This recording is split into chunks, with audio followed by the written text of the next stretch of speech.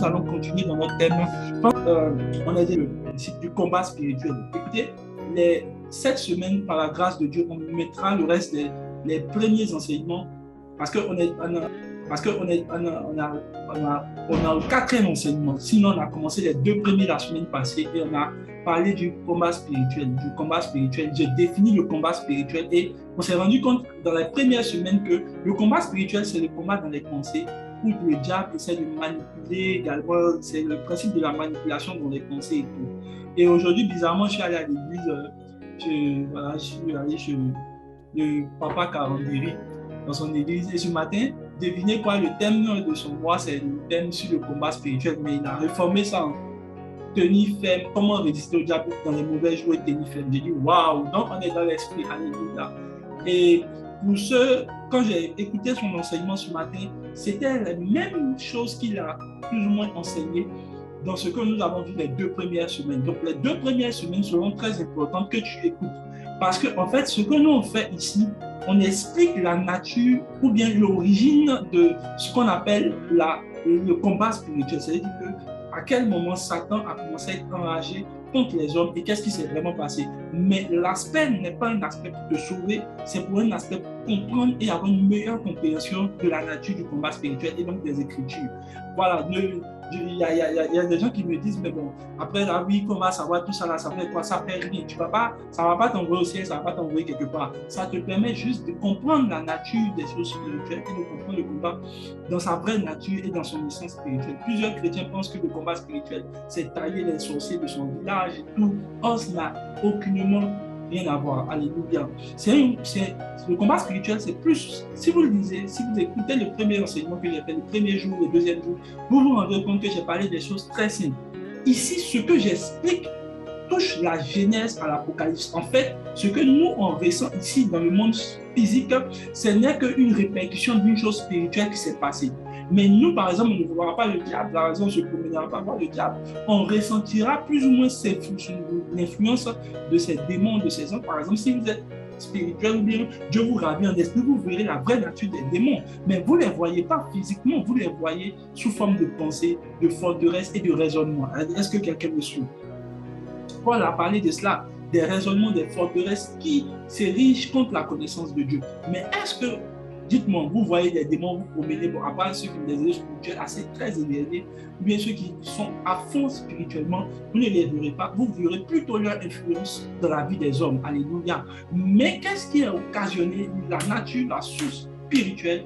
Et c'est ce que nous essayons de comprendre depuis la série de cet enseignement sur le combat spirituel, et précisément ce que nous avons commencé le vendredi, de la Genèse à l'Apocalypse. Donc, on est en train de comprendre en fait la substance spirituelle même de ces choses qui se matérialisent physiquement dans notre vie. Est-ce que quelqu'un me suit?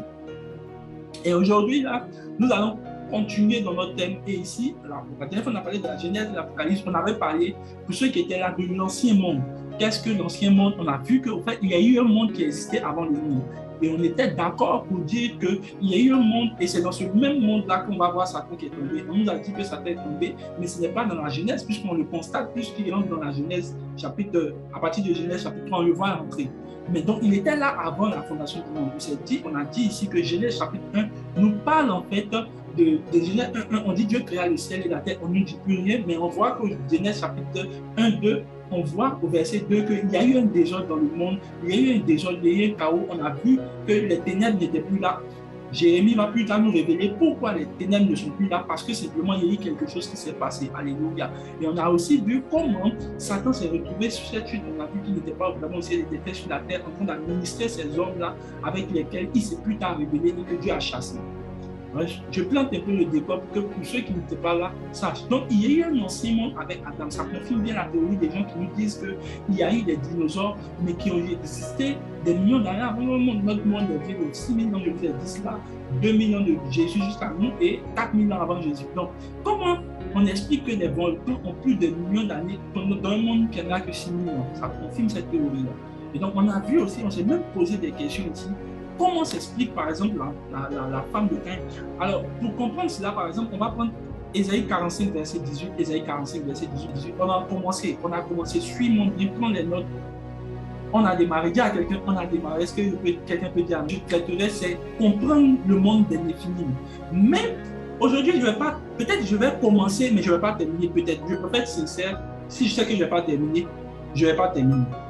Ésaïe 45, 18 nous dit, car ainsi parle l'Éternel qui a formé la terre et qui l'a faite et qui l'a affermie, qui l'a créée pour qu'elle ne fût pas déserte, qui l'a formée pour qu'elle fût habitée. Donc ici, on voit que Dieu lui-même a créé la terre, pas pour qu'elle soit déserte, mais pour qu'elle puisse être habitée. Est-ce que quelqu'un me suit? Donc l'intention de Dieu quand il crée une terre, ce n'est pas pour qu'elle soit déserte. Est-ce que je parle à quelqu'un? Donc ici, on se rend compte que lorsque Dieu crée la terre, il ne veut pas que cette terre soit plutôt déserte. Il veut que cette terre-là soit habitée. Alléluia. Donc, on se rend compte ici encore que lorsque Dieu parle, il est en train de parler, il dit que je ne veux pas que cette terre-là soit déserte, mais qu'elle soit habitée. Donc l'intention de Dieu pour laquelle il a créé la terre, c'est pour qu'elle ne soit pas déserte, mais qu'elle soit habitée. Alléluia. Donc quand Dieu a formé toute la terre, on se rendait compte qu'avec ce qu'il a dit et ce qu'on a lu la dernière fois, pour ceux qui n'étaient pas là, s'il vous plaît, si vous n'étiez pas là la semaine passée, on remettra les enseignements. On dit donc, il y a le créé. On dit, Dieu n'a pas fait la terre pour qu'elle soit habitée, mais pour qu'elle soit habitée. Donc, c'était l'intention de Dieu. On s'est rendu compte qu'il y a eu un ancien monde. Mais on n'a pas toujours élucidé la question de la femme de Caïn. On n'a pas toujours élucidé la terre de Nod. Alors, aujourd'hui, on va parler plus ou moins de quelque chose qui va un peu nous aider. Est-ce que je parle à quelqu'un? Genèse chapitre 4, on va lire à partir du verset 7. On peut lire même à partir du verset 1. Voilà, on lit à partir du verset 1, ce n'est pas que notre histoire commence par là. Verset 5. On va voir là. Parlez-moi, on va là. Maintenant, verset 1. On dit au bout de. On dit Adam connut Ève, sa femme. Elle conçut et enfanta Caïn. Et elle dit, j'ai formé un homme avec l'aide de l'Éternel. Alléluia. Verset 2. Elle enfanta encore son frère Abel. Donc on dit quand on dit elle enfanta encore, ça veut dire que c'est le deuxième enfant. Donc ça veut dire le premier c'était Caïn. Elle enfanta encore vient de dire en fait que maintenant elle a ajouté un autre enfant qui s'appelle maintenant Abel. Et on dit Abel fut berger et Caïn laboureur. Écoutez-moi bien. On dit que Abel était berger et lui Caïn était laboureur, cultivateur. Continuons. Ces détails-là. Ok. Au bout de quelques temps, Caïn fit à l'Éternel une offrande des fruits de la terre. On note bien. Une offrande, lui il a fait une offrande. Tandis qu'au verset 4, on te dit, son frère Abel de son côté fit une des premiers-nés de son troupeau et de leur graisse. Écoutez bien, je vais vous dire une chose, c'est juste une parenthèse. Il y a des gens qui ne connaissent pas par exemple la loi des prémices. Plusieurs fois, quand je parle aux chrétiens, tu te rends compte que quand ils commencent une business ou bien même quand ils commencent leur travail, la première chose qu'ils font, c'est la dîme. Écoutez, la dîme, c'est comme considéré dans la catégorie offrande. La puissance des prémices est importante que les offrandes. Je vous dis la vérité, le texte, je n'ai pas eu le temps de me terniser sur cela, mais le texte là nous dit que l'autre a fait une offrande, mais lui, il a donné des prémices, les premiers-nés. Lorsque Dieu voulait frapper l'Égypte, que ça leur fasse mal, il n'a pas pris un de leurs enfants, il a pris le premier-né. Alléluia. Jésus est le premier-né de toute la création. Pourquoi? Parce que tout ce qui est premier a une grosse valeur dans le monde spirituel. Voilà pourquoi Jésus a été donné en sacrifice. Dieu ne pouvait pas prendre quelqu'un d'autre si ce n'est pas son premier. On dit que Jésus est le premier-né. Écoutez bien, le premier-né, c'est-à-dire le firstborn, ce qui a été fait en premier. Donc, il ne peut pas. C'est pour ça que la puissance de Jésus, la puissance du sacrifice de Jésus est aussi puissante que n'importe quelle autre chose. Alléluia. Il y a des gens qui disent, mais pourquoi Dieu n'a pas pris Satan? Satan n'est pas le premier-né de Dieu. J'ai vu un statut comme ça, là. Il y a une fille qui dit, mais c'est de la conspiration. Que Dieu lui-même, comment il peut donner son propre fils au lieu de tuer celui qui nous crée des problèmes? Satan n'est pas le premier-né de Dieu. Est-ce que quelqu'un me suit? C'est parce que Jésus est le premier-né, le prémisse, les prémices.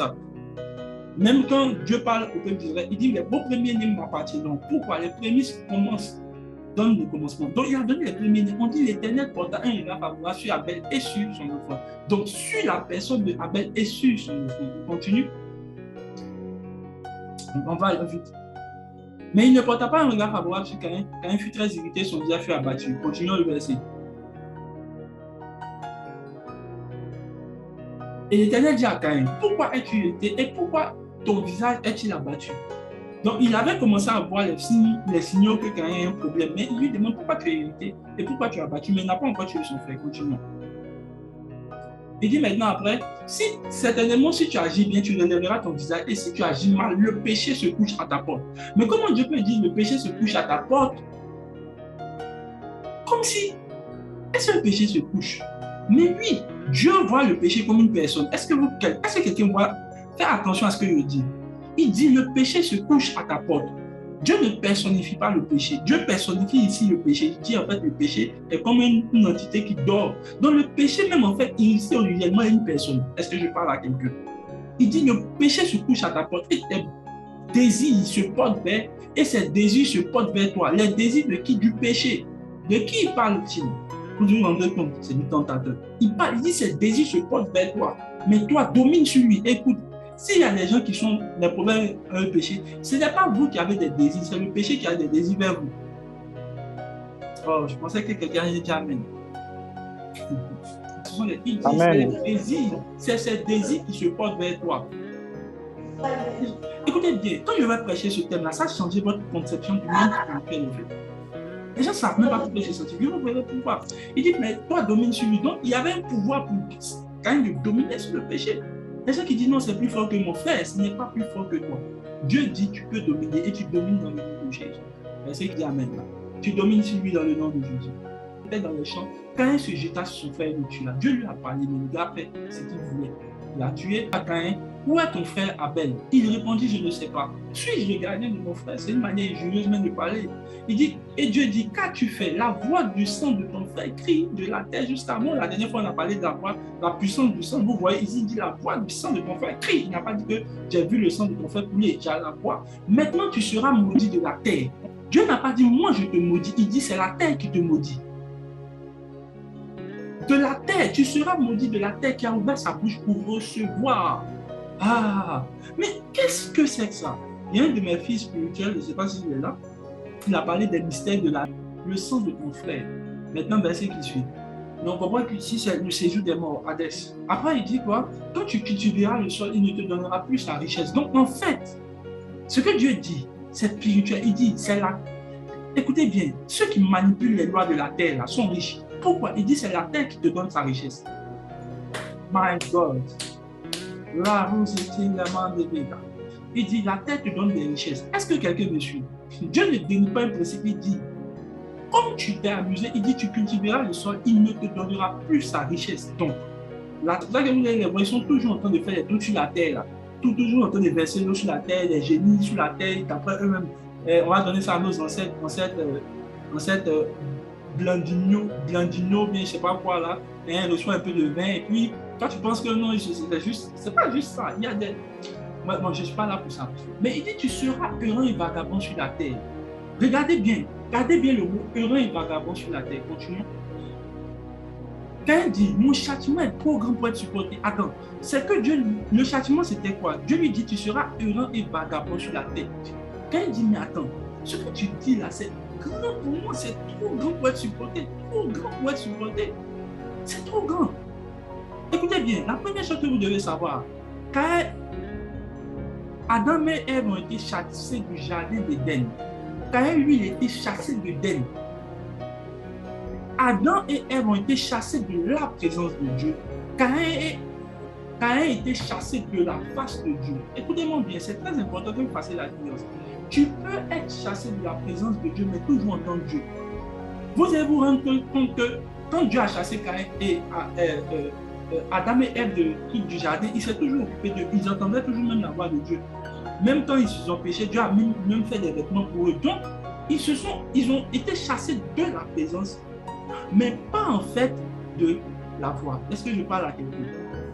Mais Caïn, lui, il l'a chassé. Dieu lui dit, je veux te voir de la face. C'est-à-dire que quand Dieu dit, je veux, on dit les yeux de la terre parcourent la surface de la terre. C'est-à-dire Dieu dit, tu seras passé de ma face et tu n'es plus de moi. Tu n'es plus dans ce monde. Est-ce que je parle à quelqu'un? Et lui-même dit, ce que tu dis là, Seigneur, c'est un châtiment trop grand pour être supporté. Verset qui suit, s'il vous plaît. Alors, il dit, voici, tu me chasses de cette terre. Quelle terre? La terre d'Éden. De cette terre, je serai caché loin de ta face. Écoutez bien, écoutez-moi bien. Ça veut dire que les autres, là, Adam et Ève ont été chassés de la présence. Lui, il a été chassé de la face. C'est-à-dire que Dieu ne voit plus sur la surface de la terre. Et il dit, tu serais caché loin de ta face. Je serai heureux et vagabond sur cette terre. Regardez bien le mot. Je vais vous dire ce que ça veut dire tout de suite. Et quiconque me trouvera me tuera. Ah, Marousi Kakanta.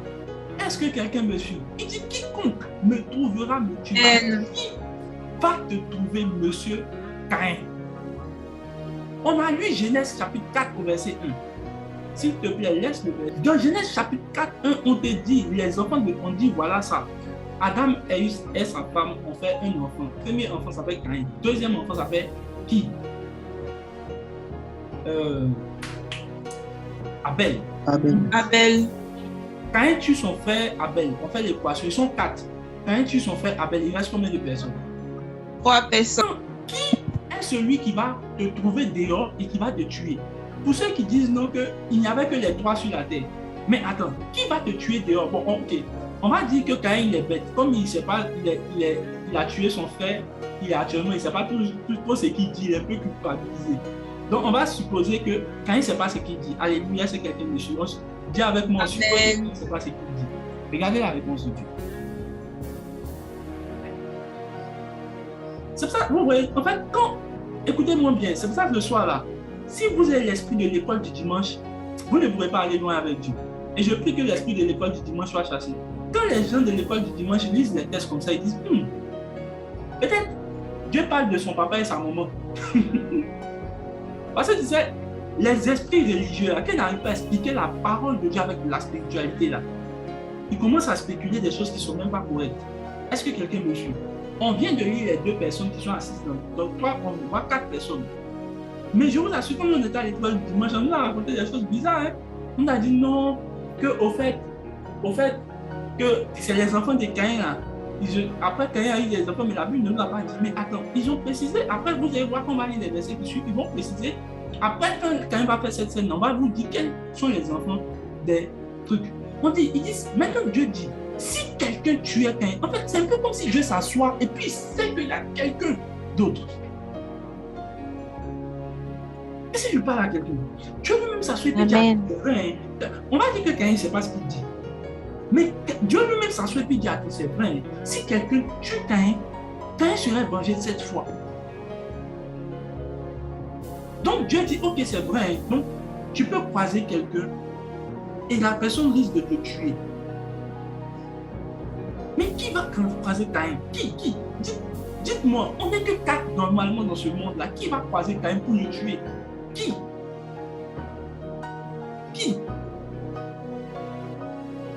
Alléluia. Amen. On trouvera. Donc on peut trouver. Ce monde-là, l'ancien monde est tellement dangereux que Dieu lui-même dit si on pouvait te tuer. C'est clair. C'est très clair. Et vous avez commencé à voir, la dernière fois on a parlé de cela, comment Lucifer, tout ce monde-là, ils ont la rage. Dieu dit, ils sont tellement violents ces gens-là. S'ils t'ont vu te tuer, t'inquiète, tu vas mettre une marque qui va te permettre de pouvoir aller errer vagabond sur la terre. Verset qui suit. Allez, on va le verset qui suit. Est-ce que quelqu'un me suit? Donc on sait toujours. Amen. Puis 15 dans la terre de Nod. Oh, la terre de Nod. Quelqu'un dit avec moi la terre de Nod. La terre de Nod. Je suis à ma 12e lecture de Bible. J'ai vu Nod une seule fois. C'est là seulement. Après, ça ne parle plus de Nod. Mais comment Dieu peut mentionner un pays intentionnellement et il ne parle plus de ce pays encore en fait? On ne voit plus ce pays dans la Bible. Mais en fait, c'est pour ça que je vous ai dit qu'il y a des choses qui sont dans nos Bibles là. On ne nous a pas vraiment, on n'arrive pas à expliquer. On parle d'un pays Éden, là au moins on est d'accord. Mais après, on vient de parler d'un autre pays qui était nôtre. Écoutez-moi bien, le canon même, c'est quoi?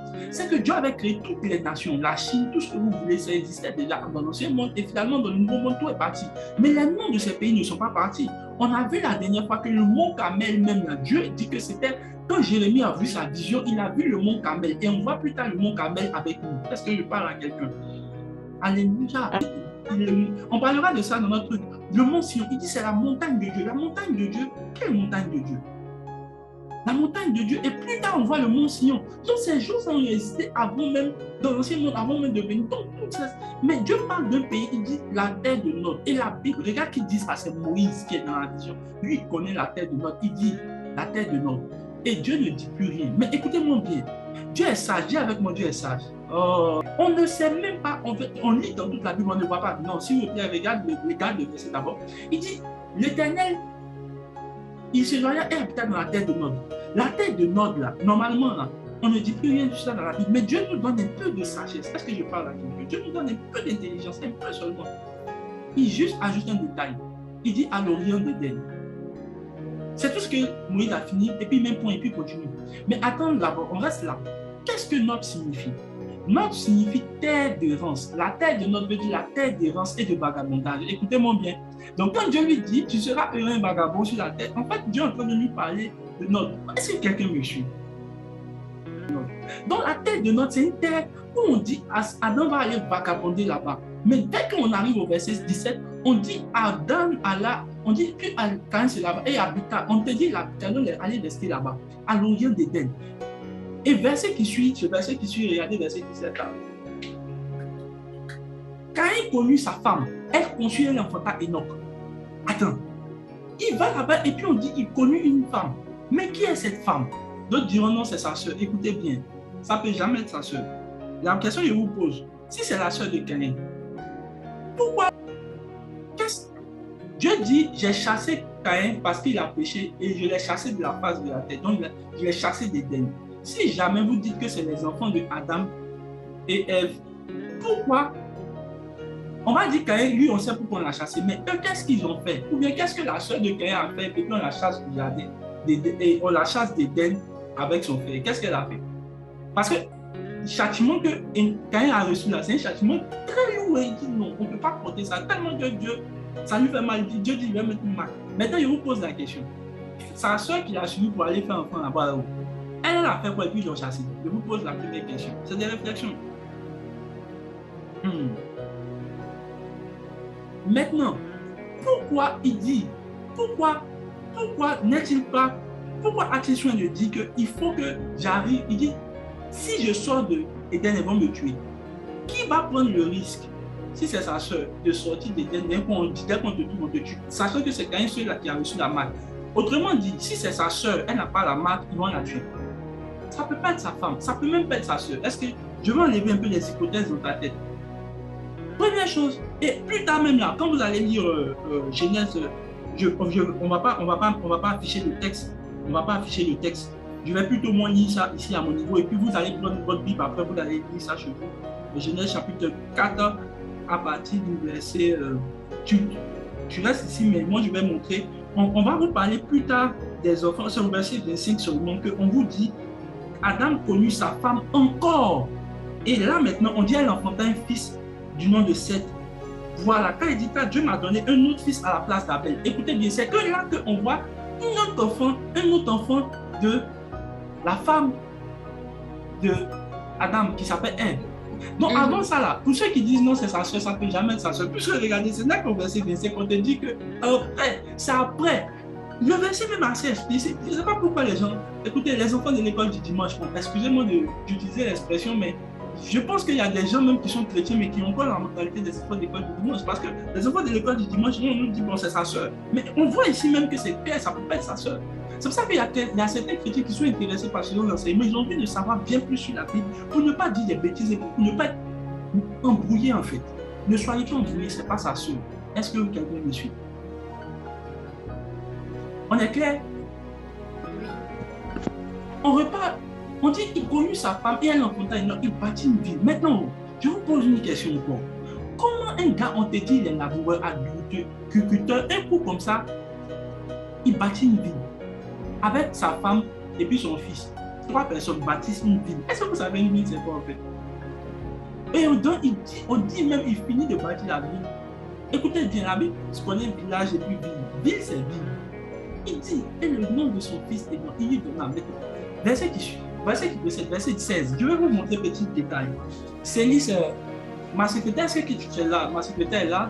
Je lui ai donné des images. Est-ce qu'elle peut nous? Il dit, puis quand il dit, et habita dans la terre de Nod. Et à l'orient d'Éden. Donc, étant un esprit un peu scientifique, bon, moi je suis un peu scientifique, pour ceux qui savent, et puis je fais beaucoup de recherches. Alléluia. En tant qu'homme de Dieu, vous n'avez pas seulement votre vie, vous devez comprendre les choses de manière forte. Je me suis un peu amusé à chercher, en fait, la terre de Nod, là, qu'est-ce que c'est jusqu'au jour d'aujourd'hui? Parce que on sait que quand il a habité là-bas, ça existait. Dieu n'a rien dit concernant ça. On ne nous a plus rien dit concernant ça, mais on sait que c'était là. Regardez bien maintenant. Vous voyez cette image? Est-ce que vous me suivez? Vous pouvez screenshotter, je vous permets. Alléluia. C'est même sur Internet. Voilà. Vous voyez, Éden, on est sûr que Éden, c'est en fait vers du côté du Moyen-Orient. Comment je sais? Plus tard, on va voir que on va parler en fait du jardin d'Éden. Après, vous allez voir Canaan, tout ça. Et après, on va parler maintenant d'Israël.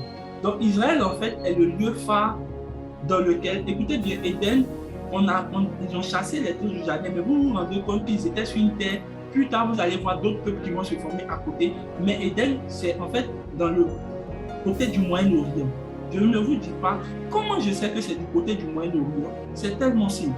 La Bible nous parle du jardin d'Éden. On dit du jardin d'Éden sortait quoi? Le fleuve de l'Euphrate. On a parlé de Pishon. Qui se souvient de cela? École du dimanche. S'il vous plaît, ça c'est l'école du dimanche. C'est dans la Bible. Là. Genèse chapitre 1. On dit du côté de quoi là, du jardin sortait quoi? Le fleuve, l'Euphrate. L'Euphrate existe jusqu'à présent.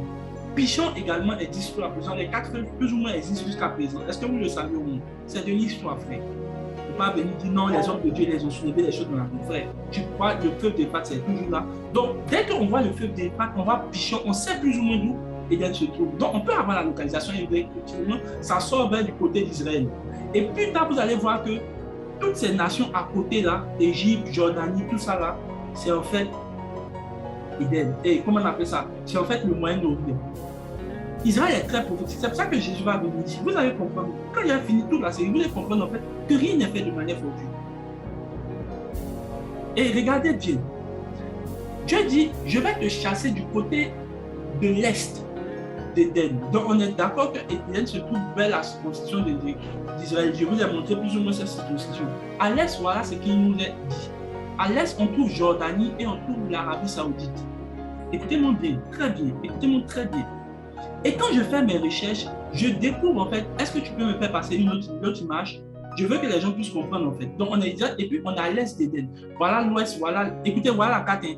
Voilà l'est du côté de l'Arabie Saoudite, l'ouest. Maintenant, voilà ici Éden. Donc vous voyez, c'est la presque même carte que vous avez vu de l'autre côté. Vous avez vu de l'autre côté, il y a la mer Méditerranéenne. Et ici, on voit Éden. Éden est le côté d'Israël. Et de l'autre côté, on voit une autre terre qu'on appelle la terre de Nod. Et je me suis rendu compte dans mes recherches que cette terre-là porte le nom aujourd'hui.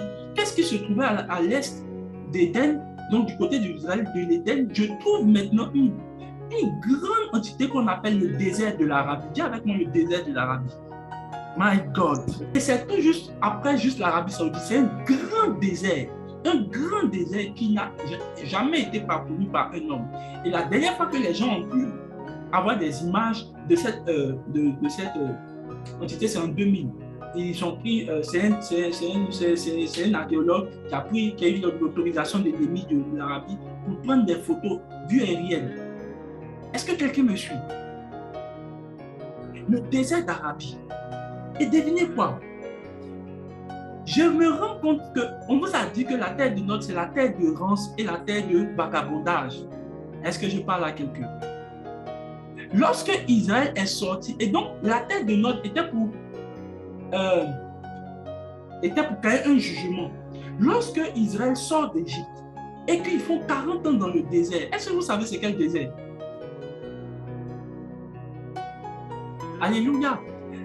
Ils font 40 ans dans un désert. Et devinez quoi? C'est le désert de l'Arabie. La Bible dit que Dieu dit, je vais vous donner un jugement, vous allez errer là dans le désert. Donc, désert dont Dieu parle là, c'est la terre de Nod.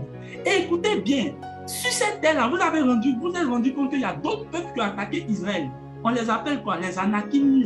Donc, il y a d'autres peuples, les Amalécites sont venus attaquer le peuple d'Israël. Et Dieu dit, plus jamais il y aura paix entre Amalek et moi. Mais pourquoi Dieu est si fâché que ça? Parce qu'il dit Amalek a voulu faire une rébellion dans le ciel. Parce qu'ils étaient sur la terre de Nod. Et la terre de Nod, c'est une terre de jugement, c'est une terre de rance. Donc Israël était. Parce que Dieu voulait les punir. Il dit le peuple, ils ne vont pas rentrer. Je vais les laisser périr où? dans le désert. Et devinez quoi, le désert, c'est la terre des nôtres. C'est pour ça qu'ils vont rencontrer d'autres peuples qui sont là-bas, qui leur veulent aller vivre. Regardez par exemple, Moïse rentre ils sont à Nod, dans ce grand désert. Le désert d'Arabie est l'un des plus grands déserts au monde. Près de 2,2 millions de kilomètres carrés. Très grand. Et jusqu'à présent, les gens ne parcourent pas. Et je vais vous montrer tout de suite. On va regarder un documentaire. Alléluia. Et le peuple d'Israël tombe dans ce désert-là. Il y a un peuple qui sort de nulle part. On dit les Amalécites. Ils viennent, ils disent, ils ont une rage contre le peuple d'Israël. Ils veulent tuer tout le monde. Et finalement, ils réussissent à... Dieu dit que jamais il y aura paix entre moi et Amalek. En fait, bon, ouais, non, comme on n'est pas en fait la nature spirituelle, bien l'origine des choses, vous croyez que en fait, c'est pour Dieu. Pourquoi Dieu se fâche à ce point? Parce que ces gens-là, ce n'étaient pas vraiment des hommes, c'était des hommes de prénom. Regardez-moi bien, écoutez-moi bien, je remets l'autre image, la dernière image, pour que les gens puissent. Prenez les photos, il n'y a pas de souci. Moi, je ne suis pas compliqué. Prenez des captures d'écran, voilà. Ceux qui. La dernière image, et tu vas me laisser la main, je vais parler de cela. Donc, vous voyez, comme je disais, je sais que c'est ça, regardez, parce que voilà, le pichon, tout ça, lesquels, tout ça, ce sont des terres qui sont plus ou moins là. Est-ce qu'on me suit? Et de l'autre côté, vous allez voir le désert d'Arabie. Alléluia. Est-ce qu'on peut me passer la main? Je vais passer une vidéo. Nous sommes au sultanat d'Oman, aux portes du désert d'Arabie. Aujourd'hui, une mission archéologique pilotée par une équipe française tente de comprendre un des plus grands mystères de la région. Une construction monumentale, dernier témoin d'une civilisation disparue depuis des millénaires. Guillaume Gernez coordonne la mission archéologique qui s'articule entre les villes d'Adam et de Salout. Il tente d'en savoir plus sur cette population disparue. Qui a construit cette étonnante tour? Pour quelles raisons? Ça, c'est fait par la machine. Donc il faut faire quelque chose de plat. Un niveau très plat. Et après, balayage pour voir les briques. Broche, ouais. D'accord. Donc, quand on est arrivé à Adam en 2007, l'une des questions principales était de comprendre le rapport entre ce peuplement de l'oasis, Adam étant la dernière oasis d'Oman central au sud, et le monde plus aride qu'on suppose être peuplé par des nomades.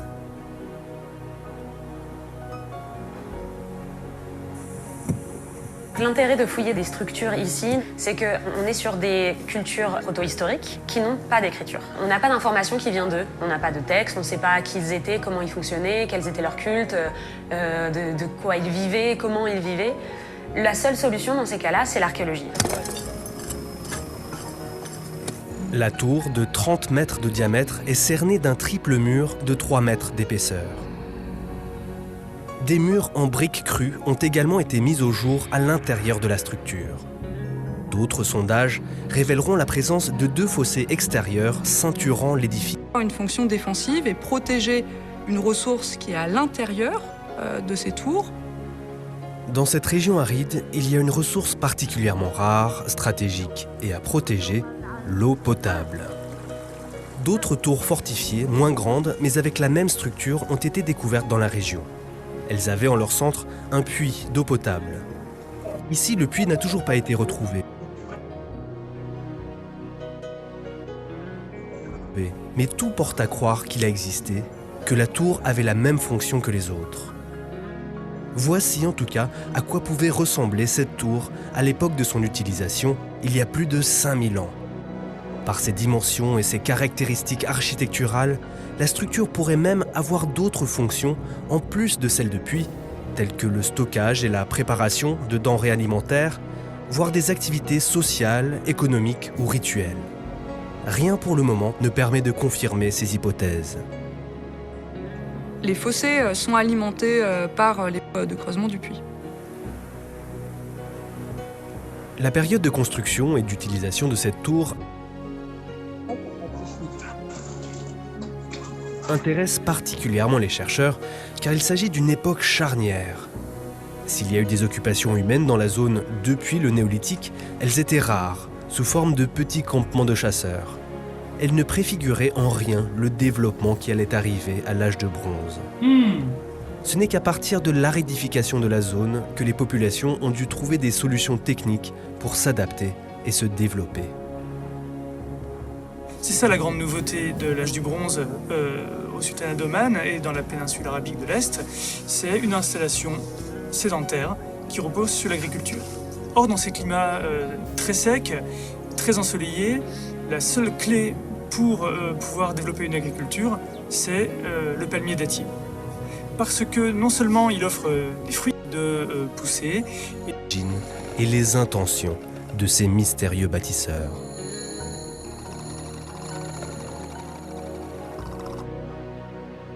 Quelqu'un a entendu avec moi ce que ces scientifiques disent. Écoutez bien, la Bible, elle est notre source. Elle est notre source. Quelqu'un va avec du monde, la Bible est notre source. Frère, la Bible est notre source. La Bible est notre source. Cette histoire-là, venez, je vais vous expliquer qui sont ces bâtisseurs. Alléluia. Donc, les gens sont allés trouver dans les terres des déserts, d'Arabie. C'est-à-dire, les gens même sont assis et puis ils se demandent comment dans un désert hostile comme ça, les arbres ont réussi à pousser. On voit des civilisations et je n'ai pas montré toutes les autres recherches. Ils se sont rendus compte parce qu'ici, ils sont aux portes des déserts d'Arabie. Ils ne sont pas dans le désert d'Arabie. Jusqu'à présent, les seules images qu'on a vues, c'est des images satellitaires. Je n'ai pas eu le temps de vous montrer l'image satellitaire. Vous allez voir une grande... En fait, non, des routes, des choses qui sont tracées, des montagnes, tout ça, c'est tracé. Est-ce que vous comprenez un peu? Est-ce que quelqu'un me suit? Et c'est bizarre quand même que la Bible n'en parle pas. Bon, la Bible ne s'étale pas sur ça, mais ça ne t'inquiète pas, mais nous, on a compris. Et qu'est-ce qui s'est passé? Il y avait parmi ces hommes-là, et lorsque la dernière fois on a parlé, on a dit que ces hommes de l'ancien monde-là ont fui. Pourquoi? Parce que Dieu dit, je vais manger la tête. Donc, ils sont allés où se réfugier? Maintenant, on sait. Ils sont allés se réfugier dans une ville qu'on appelle Nord. La ville de Nord était un désert. Je vous ai dit que lorsque Dieu veut, on a lu les textes ici. Quand Dieu dit qu'il va exercer le jugement, il rend la tête soit désert, soit la deuxième méthode que Dieu utilise, c'est le déluge.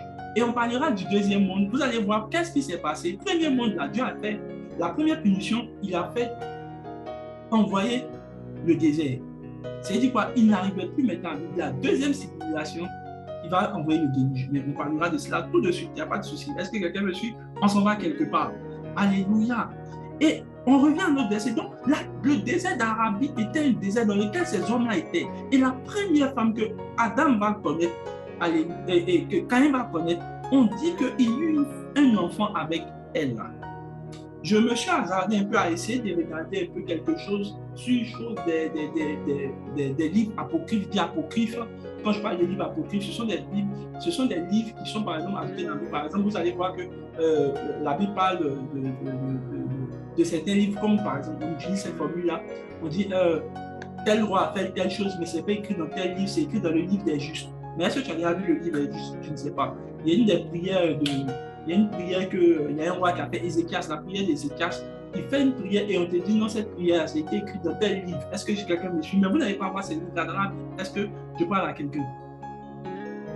Je parle à quelqu'un? Par exemple, Amen. Il y a même dans notre Bible, par exemple, Léviathan. Les gens ont vu Léviathan dans notre Bible. Ils ne savent même pas Léviathan, c'est quoi en fait. Ils ne savent pas, mais on n'en parle pas en fait. Il y a plusieurs choses comme ça dont on ne parle pas, mais c'est écrit dans des livres apocryphes, mais ce n'est pas l'objet. Parce qu'en fait, tous les 66 livres qui sont écrits sont dans notre Bible, sont des livres qu'on appelle des livres canonisés. Ça veut dire que les pères se sont assis, ils ont regardé tous les livres qui, en fait, tracent depuis Adam jusqu'à Christ. Alléluia. Est-ce que je parle à quelqu'un? Tout ce qui ne concernait pas Christ, la Bible ne nous en parle pas trop. Alléluia. C'est pour ça que vous avez 66 livres. Amen.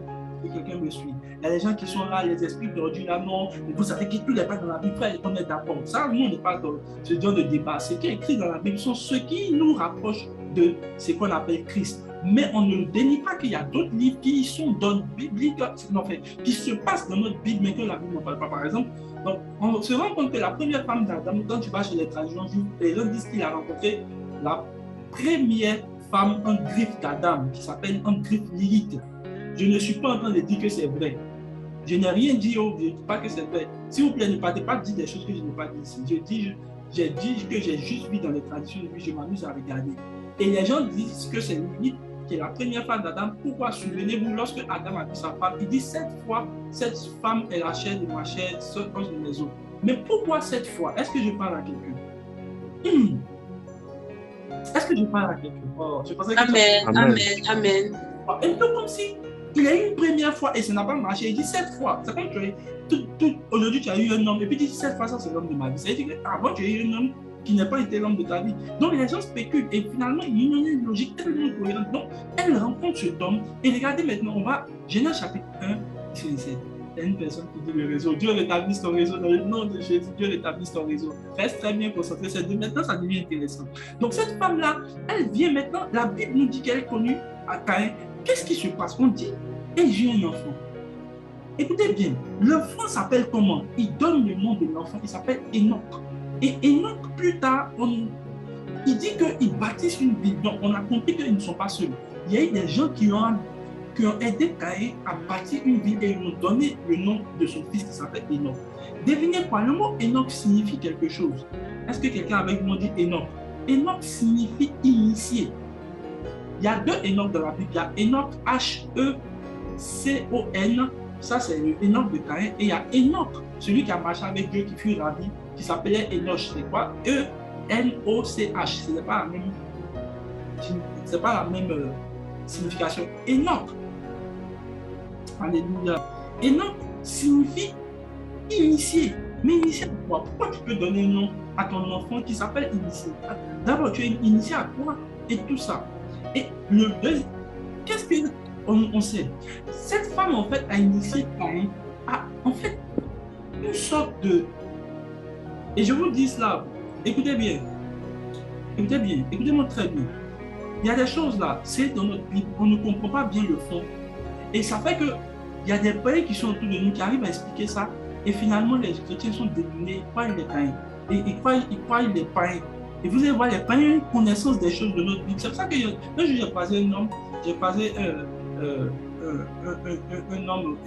un homme qui me disait que, et je commençais à parler, en fait, il est venu, bon, je vous explique, c'est un de mes amis qui est franc-maçon, griffe. Et il pensait m'intimider, donc j'ai ri et il dit non, frère. Il dit Déoli, toi tu es une savoir. Il dit si tu es dans notre groupe là, mon frère, et c'est vrai, il m'appelle, il dit je ne suis pas ton frère, ok, je ne suis pas ton frère, toi tu es autre chose.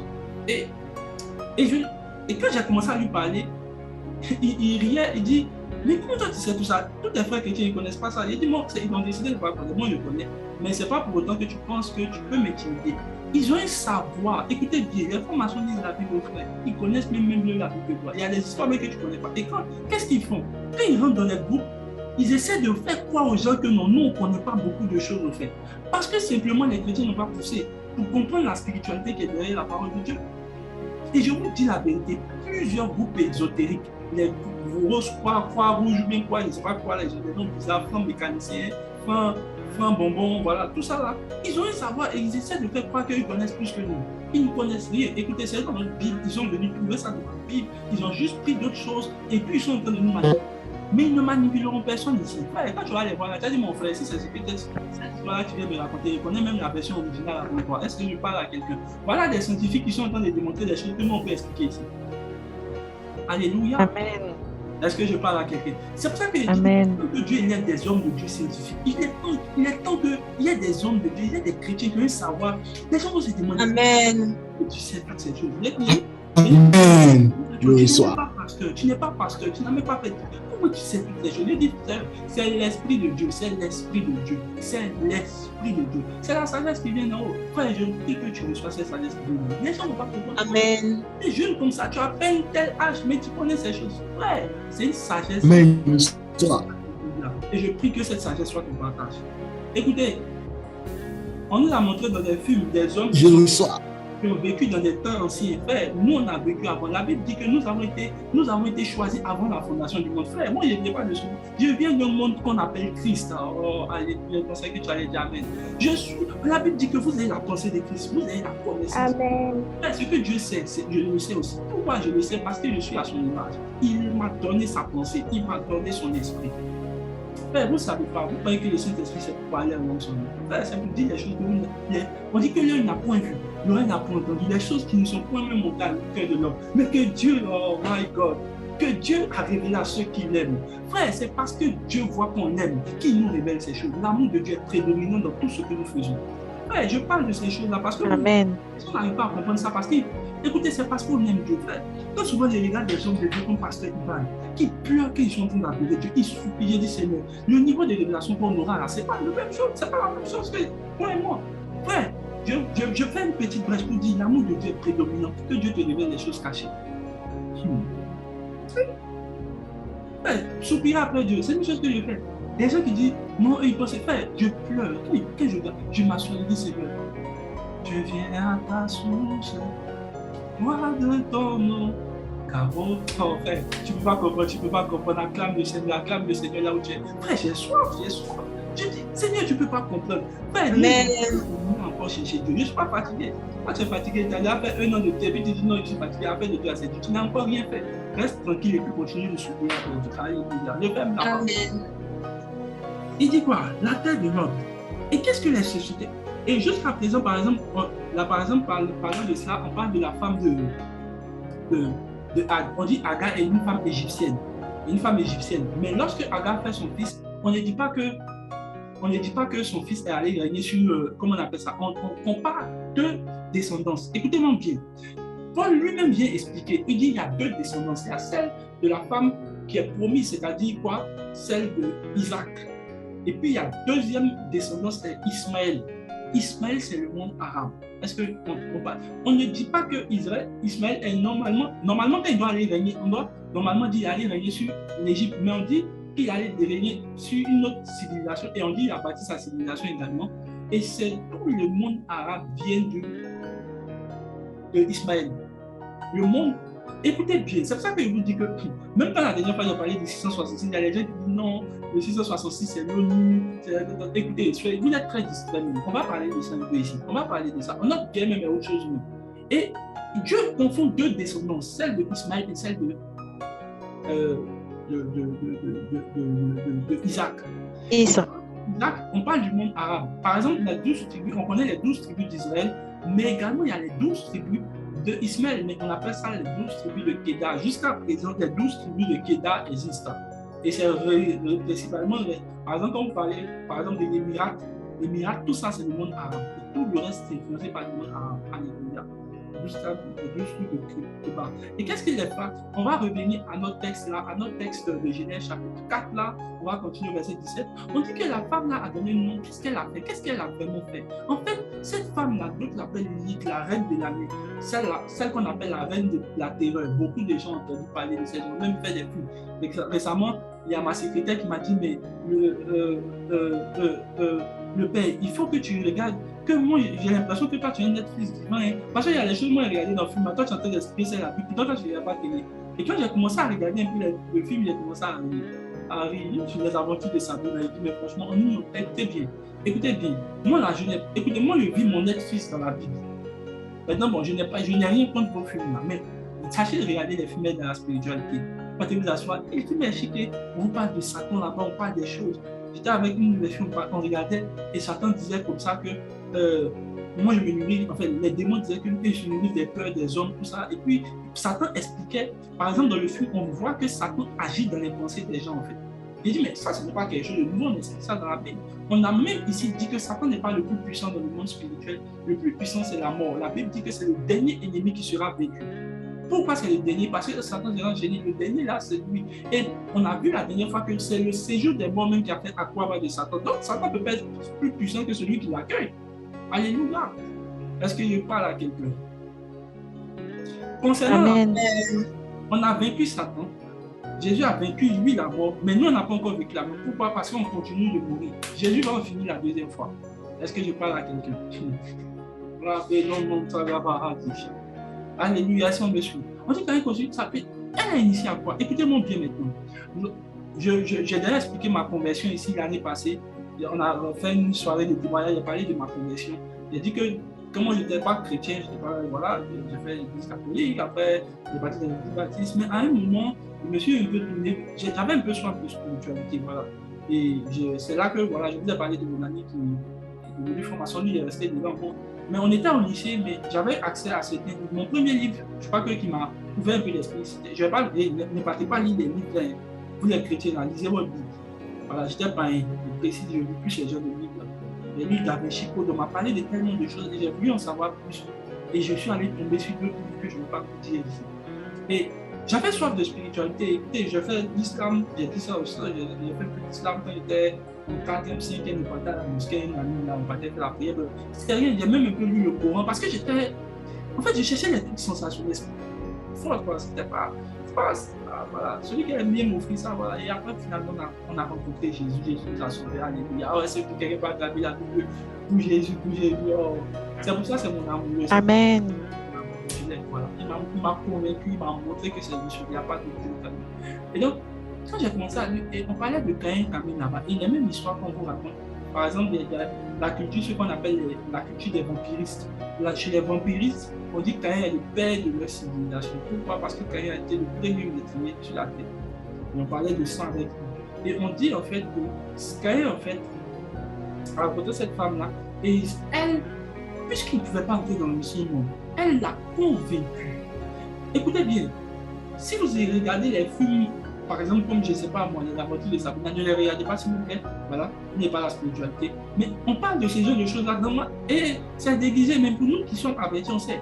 Et elle a convaincu qu'ils vont l'initier. Mais qu'est-ce qu'ils vont faire? Ils vont l'initier à un savoir. Ça veut dire quoi? Ils ont pris, en fait, ils ont fait un pacte dans lequel cette femme-là lui montre comment maintenant il va entrer dans cette simulation. Et maintenant, ils vont lui donner savoir. Là, le verset qui nous suit. Regardez bien le verset, c'est un peu étrange. On dit ils enfanta et puis, paf, on continue, on dit il bâtit ensuite il vit. Pourquoi? C'est-à-dire qu'après avoir fait cette femme-là, après avoir fait l'enfant, quand on te dit bâtit ensuite, c'est-à-dire que c'est l'action qu'il a commencé à faire. Après, maintenant, avoir fait quoi? Son premier enfant, qui en fait une guise d'initiation. Et qu'est-ce qu'il donne comme nom à son nom? À cette vie-là, le nom de son fils qui s'est devenu initié. Et chez les francs-maçons, Caïn est considéré comme le père de la franc-maçonnerie. Écoutez-moi très bien. Chez les francs-maçons, ce qui est important le plus, c'est le savoir. Pourquoi? Vous allez remarquer que ce sont les plus grands penseurs, les plus grands économistes, les plus grands architectes. Ils ont comment les gens peuvent fabriquer des ponts, les médicaments, comment ils ont cette science-là? Pourquoi? Simplement parce que lorsque Caïn est parti là-bas, ils ont échangé le savoir avec ce qu'il a fait comme pacte. Écoutez-moi bien, les chrétiens que nous sommes, nous on n'a pas le savoir. Nous on a Baba Chata, les Baba, c'est tout ce qu'on a. Concernant le savoir, la connaissance, les chrétiens n'ont aucune idée. Est-ce que je parle à quelqu'un? C'est pour ça que je vous dis, les gens qui vont dans ces gens de points, écoutez, ceux qui font les sacrifices pour avoir l'argent, ce ne sont pas les francs-maçons. Les francs-maçons, ils ne sont même pas dans ces gens de choses-là. Ils cherchent le pouvoir. Et ce qu'on leur donne, c'est le savoir. Il n'y a pas un franc-maçon qui est bête. Écoutez-moi bien. Il y a des gens qui disent non, mais j'ai être franc-maçon. Je dis si tu es bête, tu peux être franc-maçon. Ils cherchent les gens qui sont intelligents. Écoutez-moi bien. C'est pour ça que moi, je pense que Dieu m'a sauvé de là. Quand j'étais là-bas, mon ami, lui, il a continué dedans, il est toujours dedans. C'est dommage. Mais il dit si j'avais dit un gars comme moi, il est Satan. Je suis sûr qu'actuellement, Satan regarde et puis qui m'a raté un bon élément. Et puis tu m'as raté. Et tu me rateras pour toujours. Parce que Jésus m'a réputé. Les chrétiens n'ont pas le savoir. Tout ce que les chrétiens viennent faire, les sorciers. Écoutez-moi bien, il y a un témoignage de. Je parlais de cela hier avec ma fiancée, on parlait de cela. Et je lui disais, parce qu'à l'époque, j'avais un groupe de prière et j'ai rencontré une fille, son papa était franc-maçon et il était le maître d'une loge. C'est terrible, hein? C'est terrible. En fait, ce qui s'est passé devant nous, c'est terrible en fait. C'est terrible. Son frère veut coucher avec elle parce qu'il doit rentrer dans l'administration. Elle dit frère, il y a des choses que je ne peux pas faire. Franchement, quand il y a des petits qui sont des amis, elle dit, si tu sais ce qui se passe dans ma maison, elle me montre des cicatrices et puis elle m'explique les choses dans le monde que moi-même je suis chrétien. Je suis assez peu dit, tiens, c'est dur. Elle t'explique. Elle dit, c'est ce qui se passe chez moi. Elle m'a montré, elle est partie chez elle. Il faut que tu vois son papa, c'est un homme respectable. Écoutez, il est à la retraite, non, il a des gardes de corps, il est extrêmement puissant. Tu lui dis, mais attends, tu ne peux pas faire quoi? Il est juste à la maison, elle dit, mon frère, il ne faut pas très haut pour le cher. Et un jour, elle m'a pris en aparté, et mon frère m'a expliqué. Son papa est le grand maître des deux enfants, tu vois, le père très intelligent. Il a fait l'architecture et c'est un grand maître. Très grand maître. Par exemple, chez nous, on ne peut pas pour rentrer dans l'ordre des architectes. C'est un cercle très fermé, très sélectif. Parce que, frère, ce sont des bâtisseurs. Écoutez-moi bien. Ceux qui ne croient pas, vous pouvez aller taper l'ordre des architectes. Pour rentrer dans l'ordre des architectes, c'est trop compliqué. Est-ce qu'il y a des gens de génie sur ici? Ils vous diront, pour rentrer dans l'ordre des architectes, c'est compliqué parce que eux là, ce sont des bâtisseurs. Ils ont un savoir pour faire des choses que vous n'avez pas idée. Et elle m'a expliqué. Et il y a un autre homme qui est venu, qui est parti dans une église, il est parti s'asseoir. Parce qu'il voulait quitter la franc-maçonnerie à un moment donné. Écoutez, notre combat, et il est venu s'asseoir à l'église. Écoutez-moi bien, il s'assoit à l'église. Il est parti voir le pasteur. Il dit au pasteur, je suis venu pour qu'on me couvre spirituellement. J'ai besoin de quitter ce groupe-là. Mais quand il regarde vous, ce que vous faites à l'église, je sens que vous ne pouvez pas vraiment m'aider. On parle de ce que Jésus fait dans notre groupe. Et on voit sa puissance. Mais quand il regarde, il ne pense pas que vous allez m'aider. Et pourquoi il dit ça? Il dit, je vois à l'église, vous êtes en train de danser, chanter. Est-ce que vous savez ce qui se passe dans le monde en fait? Est-ce que vous savez? C'est le formation qui dit son pasteur. Est-ce que vous savez? Et puis, il dit, et puis regarde, il continue dans son développement. Vous, c'est les sorciers, vous attaquez. Lien de famille. Qui? Et puis il dit, aucun sorcier lui-même ne peut lui l'atteindre. Il ne se met pas à leur niveau même en fait. Vous avez regardé vos films vaudous, vous n'avez jamais entendu parler des femmes. On ne parle pas de... Écoutez, c'est-à-dire que nous, on se bat avec les gens qui eux-mêmes, ils ne se battent pas. Ils ne se battent même pas avec eux. Donc, ils se demandent si toi, tu peux lui l'aider. Peut-être, ceux qui eux-mêmes... C'est-à-dire que les sorciers ont peur de nous, eux. Et vous, c'est les sorciers que vous combattez. Ah! Il dit non. Il a dit au pasteur, vrai, je vais venir au deuxième coup. Mais si vous n'avez pas réussi à m'aider, là, il est venu au deuxième coup, troisième coup, on n'a plus jamais eu. Pourquoi? Les chrétiens. Ma folie, oh, c'est Jésus. Et puis ils sont là, parler. Pendant que des gens ont savoir. Le monde est... Écoutez, on va finir cet enseignement. Tu vas comprendre pourquoi il vous dit que ce message, il faut que je prêche. Les chrétiens sont assis là. Tu les vois. Oh frère, tu dois sortir la sanctification. Attends, on va parler de... Bientôt on entend la vendredi prochain, vous parlez pourquoi Dieu dit de vous sanctifier. Vous allez bien comprendre en fait pourquoi. Pendant ce temps, les gens sont en train d'être initiés au savoir, de la connaissance. Les chrétiens n'ont pas d'esprit. Ils n'ont pas d'esprit. Les chrétiens sont... Hey, frère, moi je t'assure, je suis quitté dans un monde occulte pour arriver dans la vie qu'on appelle la vie de Dieu, où les choses s'expliquent, la lumière. Je suis à la lumière et me rends compte que mes frères, ils ne connaissent même pas ces choses. Un jour, il y a une personne qui m'a demandé, mais pourquoi tu es homme de Dieu, mais tu vas à l'école, tu cherches à aller. Écoutez, frère, il y a un niveau de savoir là, vous n'avez pas dirigé. Vous ne pouvez même pas. Écoutez bien, et quand ils vont dans les pays, les formations, quand ils arrivent dans le pays, la première chose qu'ils vont faire, écoutez-moi bien. Première chose qu'ils vont faire, je sais ça parce que j'ai étudié le truc. Première chose qu'ils vont faire, vous savez qu'est-ce qu'ils font quand ils arrivent dans un pays, quand ils s'installent dans un pays, la première chose qu'ils font, ils sont capables de toutes les sources et les livres qui sont dans la civilisation dans laquelle ils sont. Écoutez-moi bien, par exemple, tout le monde aujourd'hui sait que les informations, ils sont, par exemple, Jonas, la sagesse des Égyptiens. On dit que tout ce qu'ils apprennent, c'est venu de l'Égypte. Mais allez en Égypte, vous allez voir que les Égyptiens ne sont pas si développés que ça. Pourquoi? Ils ont pris tout leur savoir pour partir. Écoutez bien, ces hommes-là aiment le savoir, la connaissance, la lecture. Ici, là, tu dis aux gens, est-ce que tu lis livre? Non, moi, c'est ma Bible seulement. Bible, là, même, tu ne comprends pas. Tu ne lis pas. Les chrétiens sont analphabètes spirituellement. Ils ne comprennent même pas les choses spirituelles. Tu leur dis, va lire les livres de Bishop David de Yedebo. Non, non, moi, je n'aime pas trop la lecture. Quand je lis là, ça fatigue mes yeux. Tu es comédien. Et frère, il ne faut même pas expliquer. Il ne faut pas prétendre à inspirer. La Bible dit que mon peuple là, eux là, leur problème là, ce n'est pas la prière. Ils périssent parce qu'ils ne connaissent pas. Et vous allez regarder, écoutez, remettre le verset, chapitre 4, Genèse 14. Genèse 14, verset 17. 14, verset 17. Vous allez voir, hein, pendant que les chrétiens, écoutez bien, les enfants d'Abraham là, qu'est-ce qu'ils faisaient? Ils se nourrissaient du bétail des tentes. On ne vous parle même pas de construire, ils vivaient dans des tentes. Pendant que les enfants d'Ismaël, là, eux, regarde, on dit, ils bâtit ensuite une ville, dans le nom d'Enoch, continue. Ils bâtissent une ville. Pendant que, tu vas voir les enfants des Èves, là, quand ils vont descendre là, eux, ils sont en train de manger fruits, ils sont en train de faire la cueillette, suivre les moutons, ils sont les bergers, les brebis, ils conduisent. Pourtant, les gens, on parle, la dernière fois, il y a une fille qui m'a posé la question, on parlera de ça tout de suite. Les gens, par exemple, Nimrod, lui qu'on appelle Nimrod, dans Genèse chapitre, Nimrod, là, lui, il est venu de cette descendance-là. Mais les Nimrod, ils ont bâti des villes, ce sont des bâtisseurs. Pendant que vous, les enfants de Dieu, là, vous êtes en train de suivre les moutons. Regardez le verset qui suit, verset 20, verset 19. Enoch engendra Irad, s'il vous plaît, doucement. Enoch engendra Irad engendra Méhujaël engendra Métusaël, et Métusaël engendra Lémec. Continue.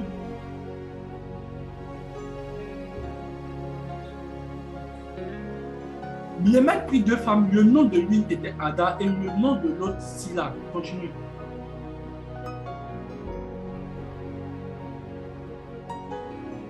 Ada enfanta Jabal et Jabal fit le père de ceux qui habitent sous des tentes et des troupeaux. Mais pourtant les tentes, on voit qu'avec Abraham, pourtant ceux-là, ils avaient déjà comment bâtir des tentes et comment vivre près des troupeaux. Est-ce que vous comprenez? On dit qu'il fit le père, ce n'est pas chez... Écoutez bien, c'est chez Caïn, on a vu ça. Continue le verset. Continue. Mais comment eux, ils savent comment on fait les tentes? Le nom de son frère était Jubal. Jubal fut le père de tous ceux qui jouent à la harpe et du chalumeau. Waouh! C'était eux les premiers instrumentistes. Aïe! Pourtant, nous, c'est dans la lignée de David, c'est là-bas qu'on voit les instruments. Eux, ils savaient comment on fait les instruments. Attendez, comment les gens comme ça savent des choses? Pourtant, ils n'ont jamais été dans ce monde-là. Comment ils savent comment on fait les harpes? Écoutez, c'est pour ça que vous avez remarqué, écoutez, c'est chez les francs-maçons, on voit les plus grands musiciens. Oui ou non? Ceux qui ne sont pas d'accord, c'est des connaissances, disons, je suis la vérité. Pourquoi? Parce que eux l'ont là transmis le savoir pour savoir chanter. Pour les chrétiens, vous partez vous asseoir ces répétitions, matin, midi, soir. Do, ré, mi, fa, sol, la, si, do. Asseyez-vous là, n'ayez pas le savoir. N'ayez pas le savoir, vous pensez qu'ils chantent, c'est répétition. Il faut aller demander s'ils font répétition. C'est savoir. Frère, il est temps qu'il y ait des chants ici, là, qui ont un savoir. Et on lui demandait comment tu sais. La dernière fois, j'étais en train de parler avec l'homme de Dieu à Dieu. Il sait jouer là, les instruments. Je lui ai demandé comment tu sais. Il dit le père, c'est surnaturel. Il dit il a eu une vision dans laquelle là, il voit, on lui donne une guitare et puis on accorde la guitare. On lui donne la guitare, il s'est réveillé, il sait jouer la guitare. Oh my God, my God. Frère, je vois des chants ici, je vois des gens qui savent de... On lui a demandé, mais comment tu sais, comment tu fais ces cordes-là? Comment? Pourquoi tu as un savoir qui vient du ciel? Frère, je suis en train de parler de manière prophétique. Frère, eux, ils ont appris ça d'une civilisation, nous on a appris ça.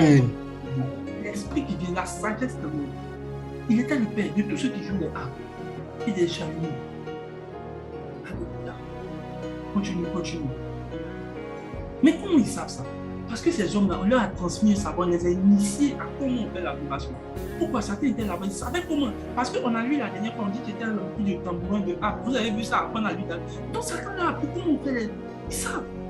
Quelle adoration il faut faire pour influencer la terre? Ils savent. Silla de son côté enfanta Jubal qui forgeait tous les instruments derrière. Regardez un forgeron. Il savait déjà faire les armes. Comment d'abord même là, ils savent que... Parce que pour trouver les reins, c'est sous le sol. Comment ces hommes-là savent comment on fait pour aller sous le sol? C'est pour ça que je vous dis qu'ils ne veulent pas que les chrétiens aillent dans ces domaines-là. Parce que les chrétiens n'ont pas de savoir. Les chrétiens n'ont pas de savoir. Les plus grands pétroliers, là, ce sont les gens de l'Arabie. Les plus grands, ils ont tout le savoir pour extraire le pétrole. Vous ne savez pas. Vous ne savez pas.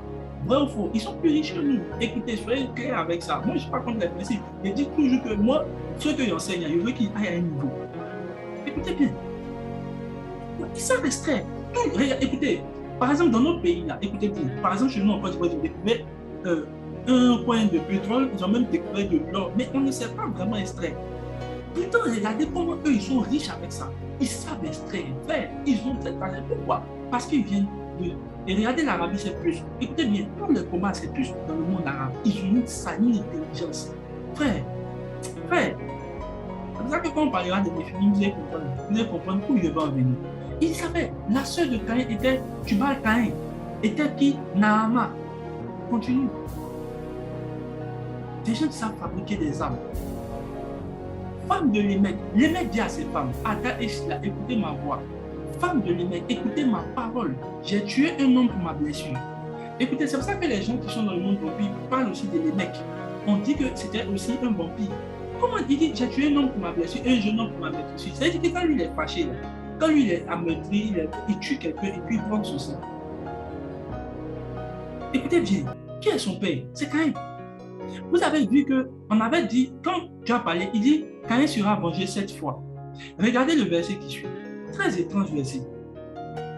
Dieu dit, donc on a lu Genèse 4 et on dit Caïn sera vengé 7 fois. Il dit, Caïn sera vengé 7 fois et Lémec 77 fois.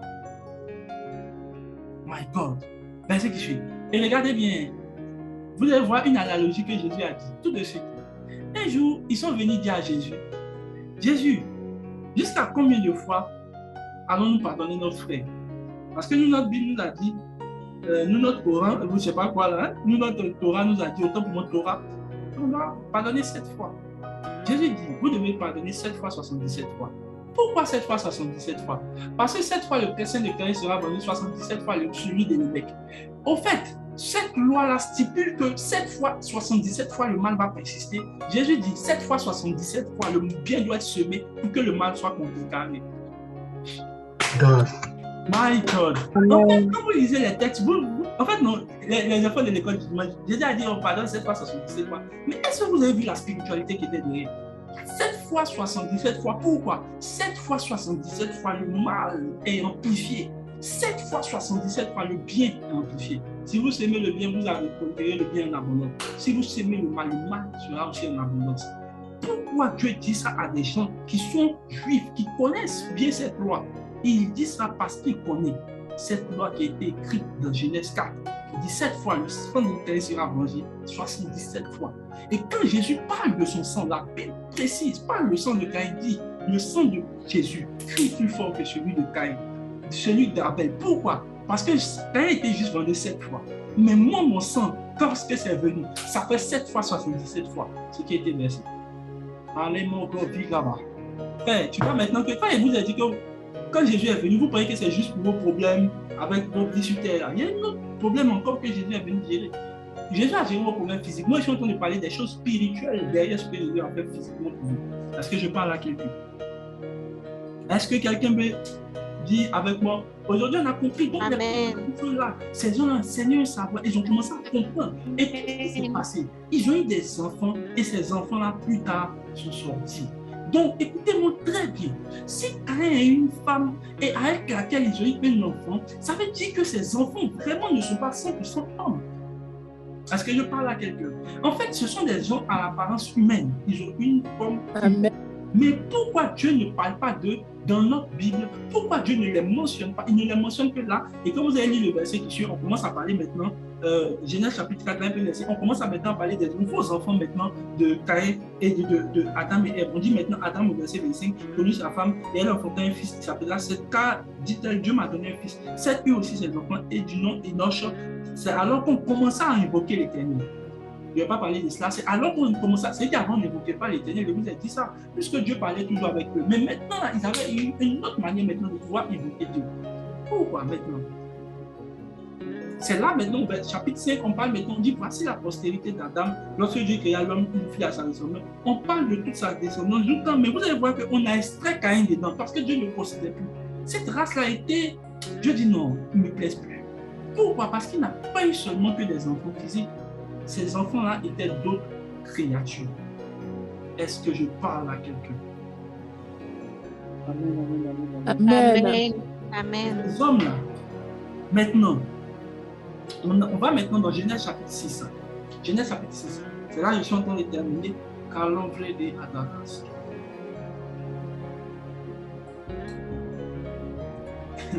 Alléluia. Parce que quelqu'un il faut dire mon ami, il faut attirer, on connaît ça. Hein? Mais est-ce que tu as accepté Jésus? C'est Jésus là que tu n'as pas accepté, là qui est notre problème. Alléluia.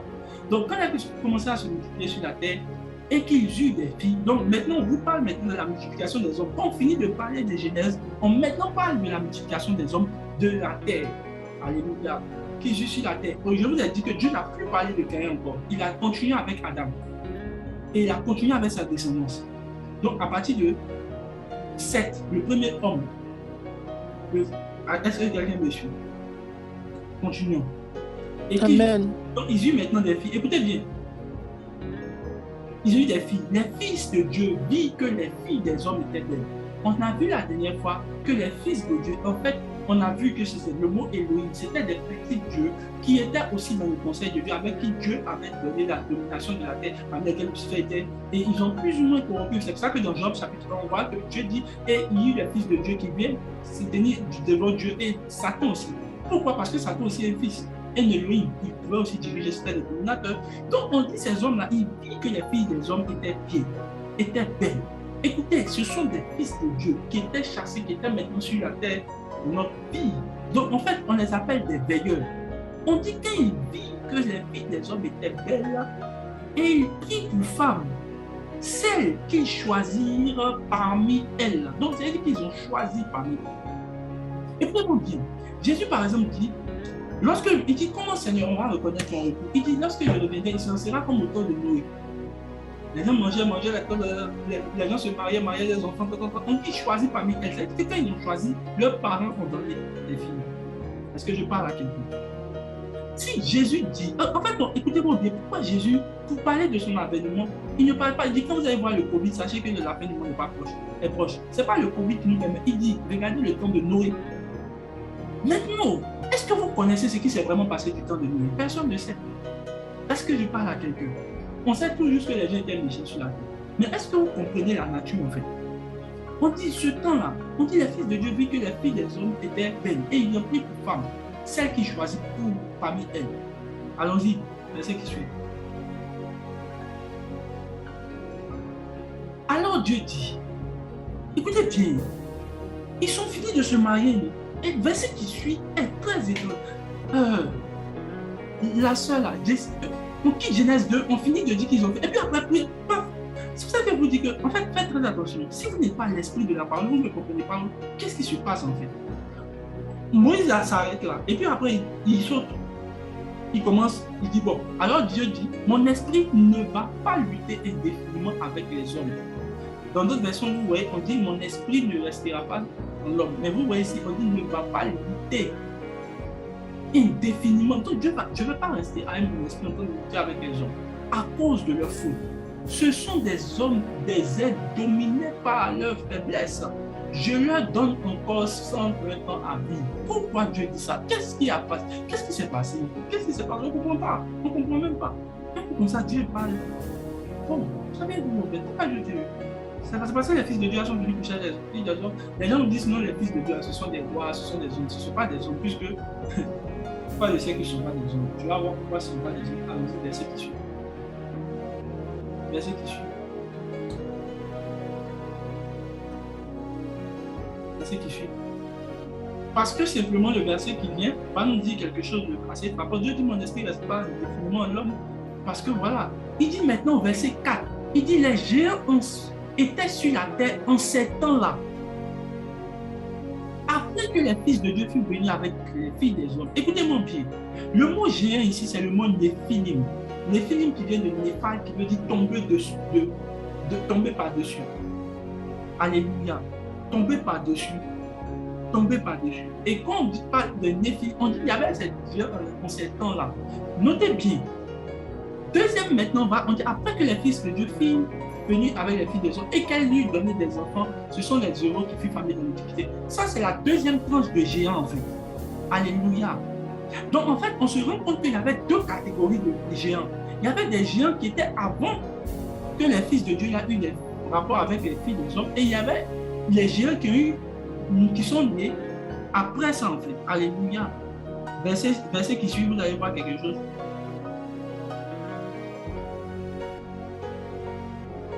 L'Éternel vit que la méchanceté était sur la terre et que les pensées de leur cœur se donnaient, portaient chaque jour mouvement vers le mal. On repart au verset qui précède, s'il vous plaît. Je vais faire sortir des vérités en fait.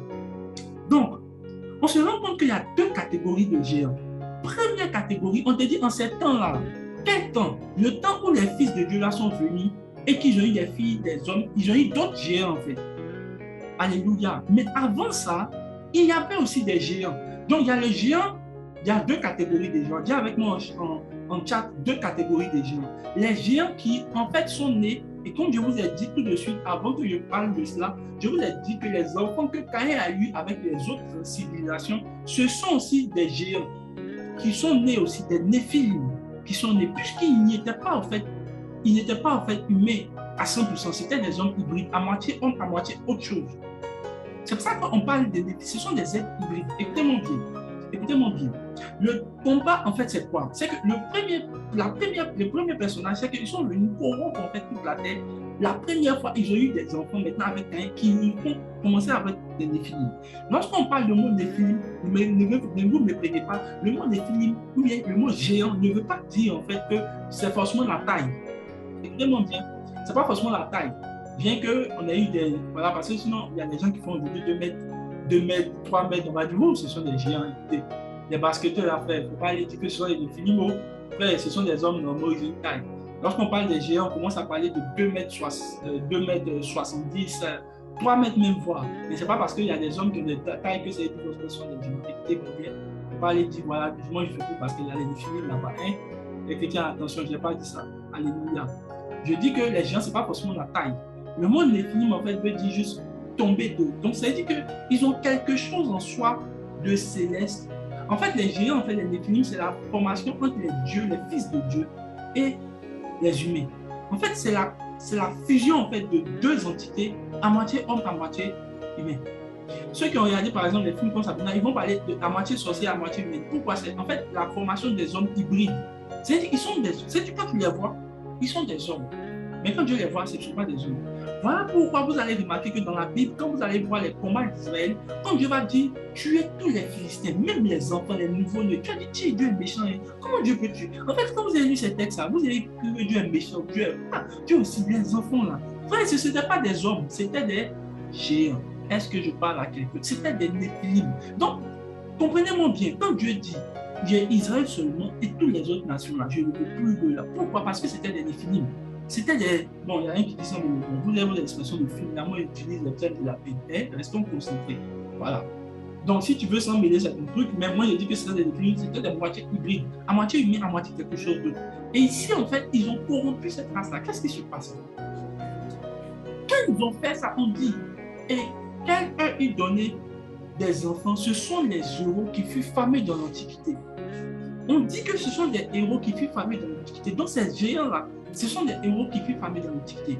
Est-ce que vous savez que, par exemple, il y a des mythologies comme la mythologie grecque, on parle de Zeus, on parle de Hercule, qui est par exemple un enfant entre Zeus et puis tout. On parle des mythologies, donc même la Bible dit, ils ne sont pas contre les... My God, écoutez, frère, c'est la Bible, on dit, ce sont les héros qui furent fameux. C'est ceux-là dont vous avez entendu parler dans l'Antiquité. Les Zeus, les hommes, par exemple, c'est là-bas on va voir les hommes centaures, les sagittaires. C'est par exemple, vous avez vu les mondes des sorciers, tout ça là. Écoutez, la Bible n'est pas comme ça. Écoutez, les films là vous montrent des choses qui sont vraiment de notre... Écoutez, c'est pour ça que je vous dis qu'ils n'ont rien à se rapporter. On connaît ces choses-là parce que c'est une autre Bible. Dieu dit, ce sont des héros qui furent fameux dans l'Antiquité. Donc, c'est pas les choses de l'Antiquité qui sont là. Il n'y a pas de problème. Moi, si tu veux parler de Zeus, c'est quand on parle de comment on appelle ça, Hercule, on dit Hercule, c'est un dieu qui est venu, qui s'est marié à une mère, et il a eu un enfant qui est devenu Hercule, qui est devenu un homme puissant, géant, qui pouvait déplacer des trucs, qui est devenu... Frère, la Bible n'est pas comme ça. C'est clair, et c'est des hommes demi-dieux. Ils exerçaient, par exemple, quand vous regardez des films comme Thor, ce sont des mythologies en fait. Et Dieu dit que ce sont des héros qui furent fameux dans l'Antiquité. Donc la Bible est claire que ces choses-là sont attestées. C'est une mythologie. Écoutez bien, ce n'est pas vraiment des mythes, on dit ça n'a pas existé, ça existait des hommes sagittaires, ça existait tout ce que vous voulez. Donc écoutez bien, la Bible ne contredit pas, la Bible dit juste que ce sont des hommes qui furent fameux dans l'Antiquité. Donc tout ce que vous avez entendu ces époques-là, ce sont des Néphilim, des gens qui sont créés de l'information publique. Mais quel est le projet de Satan? Verset qui suit, regardez, c'est très étrange. On dit, Dieu dit maintenant, verset 5, l'Éternel dit que la méchanceté des hommes était... Non, s'il te plaît. L'Éternel dit, le verset 5, l'Éternel dit que la méchanceté des hommes était grande sur la terre et que toutes les pensées de leur cœur se portaient chaque jour uniquement à faire le mal. Écoutez bien, lorsque ces Néphilim sont venus, ils ont commencé, écoutez, je vous raconte ce qui se passe en fait. Ce qui se passe, c'est que, bon, verset qui suit 6, on va lire le verset 6. Pour que tu vois un peu l'incohérence, on va voir un peu l'incohérence. L'Éternel se repentit d'avoir fait l'homme sur la terre et il fut affligé de son cœur. Verset 7 maintenant, c'est ça même qui me choque. Verset 7. Et l'Éternel dit, j'exterminerai de la face de la terre l'homme que j'ai créé, depuis l'homme jusqu'au bétail, aux reptiles et aux oiseaux du ciel, là, car je me réponds de les avoir fait. Waouh! Dieu dit, je vais détruire l'homme jusqu'au bétail. Mais attends, les hommes là, c'est eux qui font du mal. Non? Pourquoi Dieu dit il va tuer les bêtes, les reptiles et les oiseaux du ciel? Ils ont fait quoi? Je vous pose la question, qu'est-ce qu'ils ont fait? Non. Donc on voit qu'on ne comprend pas toujours. Car je me réponds de les avoir fait. Verset qui suit maintenant. Mais Noé trouva grâce aux yeux de l'Éternel. Mais en fait, non. Regardez comment on parle de Genèse 1. Et puis après, on tombe Genèse 2. On dit, mais Dieu trouva grâce On dit Noé trouva grâce aux yeux de l'Éternel. Verset qui suit. Voici la postérité de Noé. Et puis point. On met Noé était un homme intègre et juste. Intègre et juste. Le mot dans d'autres versions, le mot intègre, par exemple, vous voyez dans la version anglaise, on dit was a just man and perfect. Mais quand on parle d'intègre ici, toi tu vois intègre, mais je pense que l'intègre est vraiment correct, on dit perfect. Mais dans la version hébreu et araméenne, le mot parfait, le mot intègre et parfait là veut dire juste qu'il était biologiquement pur. Donc Noé était en fait l'un des seuls hommes qui était encore 100% homme. Est-ce que je parle à quelqu'un? Tous les gens qui étaient dans sa civilisation s'étaient déjà souillés avec d'autres choses. Est-ce que je parle à quelqu'un? Puisqu'on donnait un mariage des gens, mais Noé lui il est resté pur. C'est-à-dire qu'il a eu des enfants purs, sa lignée était pure. Voilà pourquoi la Bible dit voici sa postérité, point. Et puis on commence. Écoutez, les choses ne sont pas placées au hasard. Dieu est en train de nous dire quelque chose. Les hommes qui étaient avec du temps de Noé ne marchaient pas avec Dieu, mais ce n'était pas tout. Ils n'étaient pas biologiquement purs. Leur sang était autrement qu'un sang humain. Il y avait encore d'autres choses qui étaient accompagnées. Ça veut dire qu'ils étaient des néphilim. Ça veut dire que Noé vivait dans une vie avec des gens qui étaient à moitié homme, à moitié autre chose. Mais Noé, quand arrive à lui, Dieu dit biologiquement pur. Si Dieu nous dit qu'il en sera du même, Jésus nous dit que lorsque je reviendrai, il sera même, il sera comme au temps de Noé. Frère, ça veut dire qu'au temps de Noé, si ces choses-là se sont passées, ces choses-là se passeront encore et c'est encore en train d'arriver. Écoutez-moi bien, quand on va commencer à parler là, vous allez comprendre qu'est-ce qui se passe. Est-ce que je peux prophétiser quelque chose de très spirituel, mais que beaucoup vont comprendre? S'ils n'ont pas compris, ils ne comprendront pas. Dans ce monde dans lequel on est, et surtout cette époque-là, Dieu m'a fait comprendre quelque chose. La dernière fois, j'étais en train de prier et il m'a dit cela. Écoutez bien, surtout les sœurs et les frères, vous que vous allez marier de ces époques, faites très attention. Les violences conjugales vont se multiplier au trans. Écoutez bien, la dernière fois que j'ai regardé une vidéo d'un homme qui a frappé sa femme. Frère, c'est pas humain. Dieu dit, écoutez bien, le temps de Noé, qu'est-ce qui se passe? On dit que les hommes étaient devenus tellement méchants.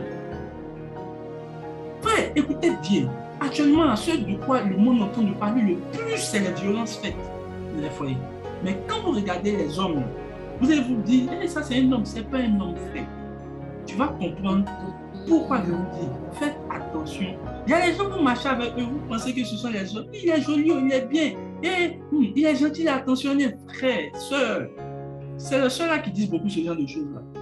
Les frères aussi, ils sont là, et les choux, ils n'ont la vie les canons. Frère, tu ne sais pas qui tu maries. Ce sont des gens. Oh, my God, my God, my God, my God. Tu vas comprendre pourquoi Dieu dit. Paul va revenir. Il dit quel lien y a-t-il entre vous, les enfants de la lumière, et les enfants des ténèbres? Quel lien y a-t-il entre Bélial et Christ? Quel lien? Pourquoi? Il dit celui qui se marie un païen se met sur un jour étranger. Mais quel est le jour? Tu ne sais pas. Quand on te dit reste tranquille ici, il faut marier des gens qui sont nés de nouveau. Ne parle pas des gens qui font semblant d'aller à l'église, des gens qui sont nés de nouveau, remplis de l'Esprit de Dieu, qui craignent le Seigneur. Toi, tu dis non, non, non, non. Il a qu'à être bien sur moi. Moi aussi, il a du mangeant, il m'en va. Il dit, oh, ma soeur, est-ce que tu sais, tu es dans quoi? Jésus. Et c'est de manière prophétique que je parle. Ça va se, écoutez-moi bien, ça va se multiplier. Pourquoi je sais ça? Parce que les néphilim sont entrés parmi nous. Et quand, écoutez, on repart dans notre verset. Je vais vous dire maintenant qu'est-ce qui s'est passé. On dit, ils sont descendus. Qu'est-ce qu'ils ont fait? Lorsqu'ils sont descendus, il y a eu un problème. La Bible dit dans Genèse 3 qu'il y a une prophétie que Dieu donne au Satan. Il dit, il y aura une inimitié entre toi et la femme, virgule, entre toi ta descendance et elle sa descendance. Écoutez-moi bien. Et donc, Satan est au courant qu'il y a une guerre qui va être livrée entre deux descendances. C'est-à-dire que non seulement c'est celle de la femme, mais également lui, sa descendance. Mais en fait, je vous pose la question. Qui est la descendance du diable? Parce que nous, on connaît, par exemple, quand on parle de descendance, parlant de descendance, la Paul dit que nous, la descendance d'Abraham, il a sauté directement, il dit la descendance d'Abraham, c'est Christ. Qui connaît le verset? Quand il a parlé des descendants, il a identifié la descendance à une seule personne. Maintenant, qui est la descendance de Satan? Je vous donne la réponse, c'est l'Antichrist. C'est-à-dire, les enfants que lui forme, hein, Parce que Satan, en fait, lui-même, il n'a pas de descendance. Comme je vous explique, la chose qu'il a faite, lorsque Caïn est venu, il a eu l'opportunité de pouvoir maintenant avoir une formation entre les hommes et maintenant des spécimens. Donc, en fait, ce qu'il est en train de former, c'est un homme aussi. C'est pour ça que remarquez bien, Jésus dit, je suis le fils de l'homme. Pourquoi? Quand Jésus disait qu'il était le fils de Dieu, les gens voulaient vous l'appeler. Pourquoi? Parce que dans la tête des Juifs, c'est entendu qu'il est une fille. Parce qu'il était en fait un prototype Dieu-homme. Pourquoi Jésus, écoutez-moi bien, pourquoi Dieu fait l'analogie de Jésus comme un homme qui est en même temps homme et en même temps Dieu? Il y a des gens qui ne comprennent pas ça en fait. Pourquoi? Parce que également dans cette même trilogie de Satan, hein, il est en train de faire également ce qu'on appelle des néphilis, à moitié homme, à moitié Dieu. Et qu'est-ce qu'il fait? Il rentre en contact avec les hommes, il couche avec ces hommes, mais il ne s'arrête pas là.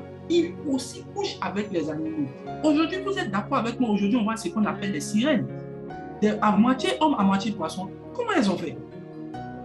Comment elles ont fait par exemple? Comment on arrive aujourd'hui à voir dans la mythologie des hommes qui sont en même temps hommes, en même temps des chevaux. Et jusqu'à présent, la semaine prochaine, je vais vous montrer ça, les images. Les hommes sont en train de faire le même schéma. Ils ont commencé à maintenant fabriquer des types d'hommes humains. J'ai vu ça la dernière fois, on prend l'ADN de l'homme, on mélange ça avec quelque chose et maintenant on a un homme porc. Écoutez, je ne suis pas en train de blaguer, je vais vous montrer les images la semaine prochaine. Et qu'est-ce qu'ils font? Ils mélangent. Pourquoi? Parce qu'ils veulent avoir des prototypes hybrides Dieu-homme. C'est-à-dire que vous allez voir Jésus, il est tellement Dieu, homme, mais en même temps il est Dieu. Satan aussi a compris cela. Et quand il a compris cela, on dit entre la descendance. Mais il s'est dit en fait, je ne sais pas vraiment d'où il va venir.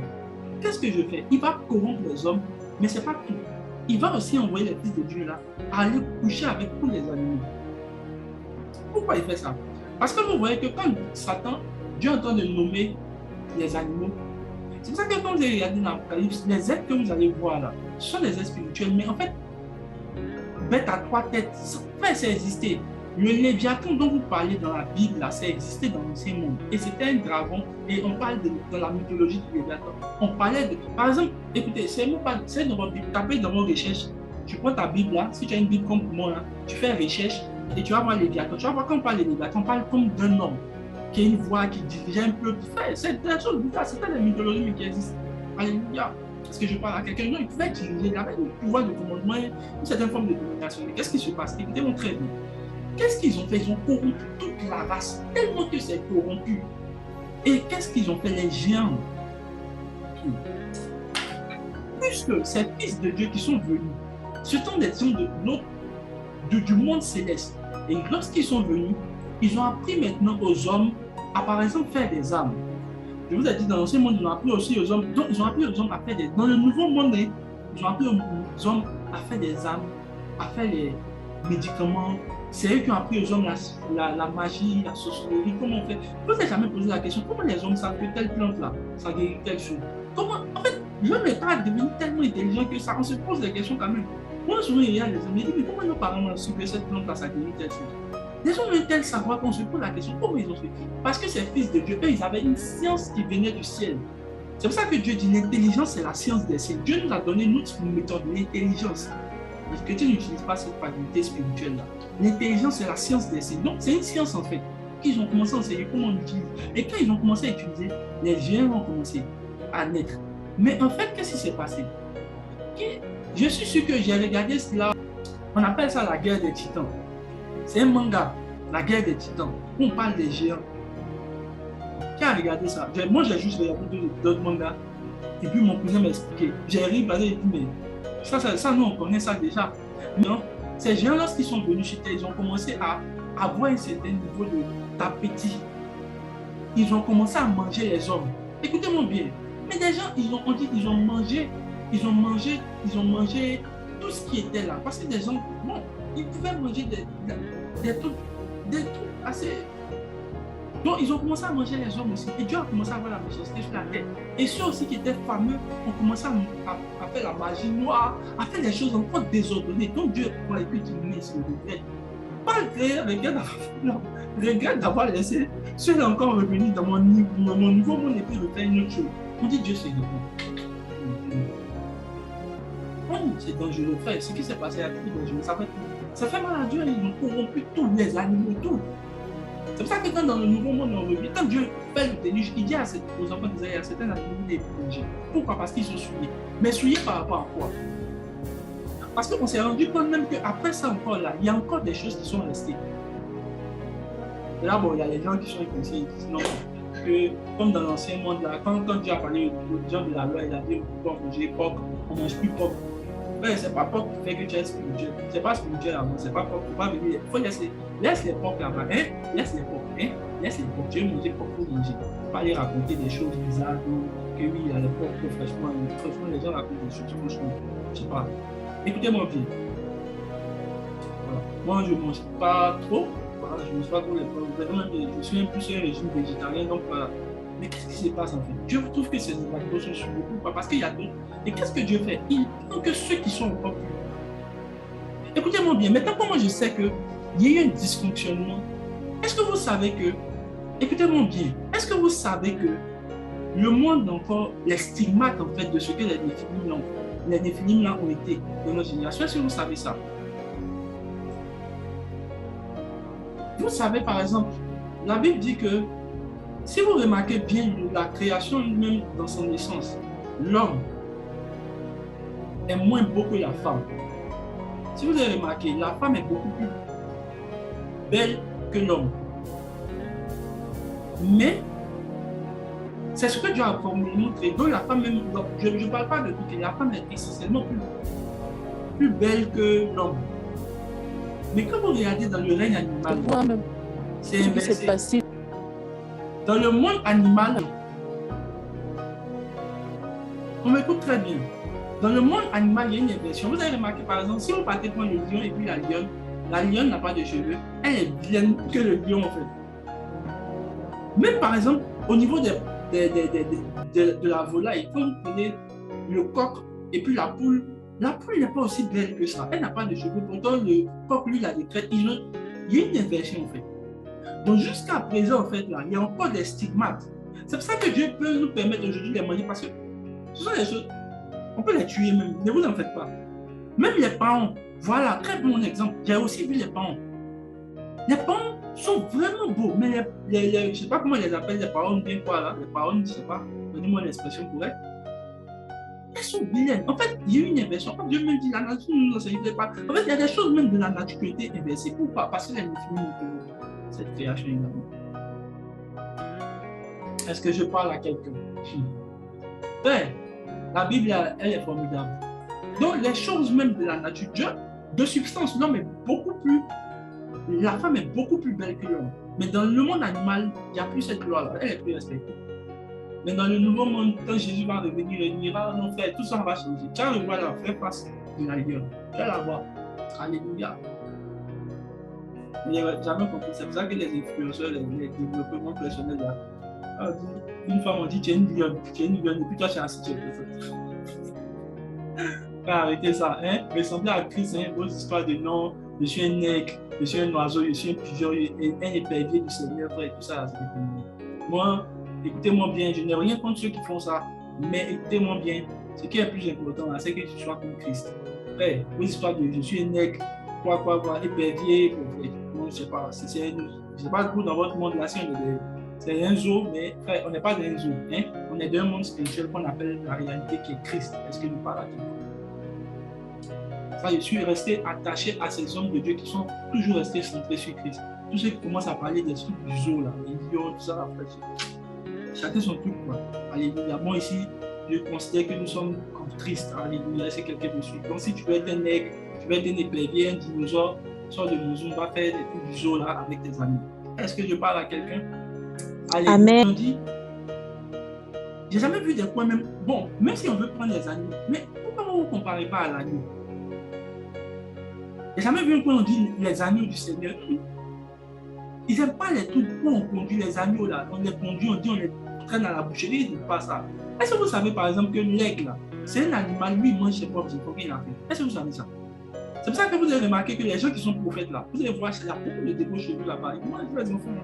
Moi, je les enfants spirituels. Bon, je ne dis pas que c'est. Je ne dis pas que tous les prophètes sont comme ça. On a des bons prophètes ici qui prêchent dans les zones là. Je parle que c'est ça, l'esprit des animaux là, ça finit par vous habiter. L'épervier, c'est un animal qu'on appelle très orgueilleux, il pense qu'il est au-dessus de tout, exactement, parce qu'il a de l'attitude. Vous avez remarqué que les gens qui ressemblent aux aigles, là, si vous remarquez les aigles, physiquement, ils connaissent les prophètes, comment ils s'estiment être des aigles, mais il y a beaucoup d'orgueil dans ce qu'ils disent. Hein. Quand ils ont beaucoup de prétentions, en fait. Beaucoup de prétentions. Je pense que vous voyez où ils sont les invincibles. Si, prenez les agneaux là. Là, au moins, je sais que vous faites quelque chose de plus possible. Vous ne voulez pas recevoir la crise, c'est aux aigles, aux éperviers, aux dinosaures. Que Dieu vous bénisse. Moi, j'ai rien dit. Les mains de Ponce Pilate, il est là. Alléluia. On continue mon message. On nous aide à comprendre, Seigneur. Le Seigneur est en train de nous aider. Donc, les gens là, ils se sont corrompus et ils ont commencé à embrasser, ils ont commencé à enseigner. Et tu as vu que, bon, Dieu me répond. Qu'est-ce que Dieu fait? Là, deuxièmement, Dieu n'envoie pas plutôt un désert. Dieu envoie un déluge. Écoutez-moi très bien. Lorsque le déluge vient, là, il faut dire, lorsque le déluge vient, il tue tous les hommes. Mais ce qui est étrange, Dieu, on se rend compte qu'après le déluge, on constate encore qu'il y a des films, notamment vous voyez Goliath qui est un géant, Goliath vient du monde philistin et tout ça. On continue de voir encore des Amalécites, des Anakim, même quand Dieu parle des gens de Canaan, il dit allez conquérir Canaan. Canaan, quand vous arrivez, les Josué sont partis, on dit qu'ils ont envoyé des fruits là, des fruits,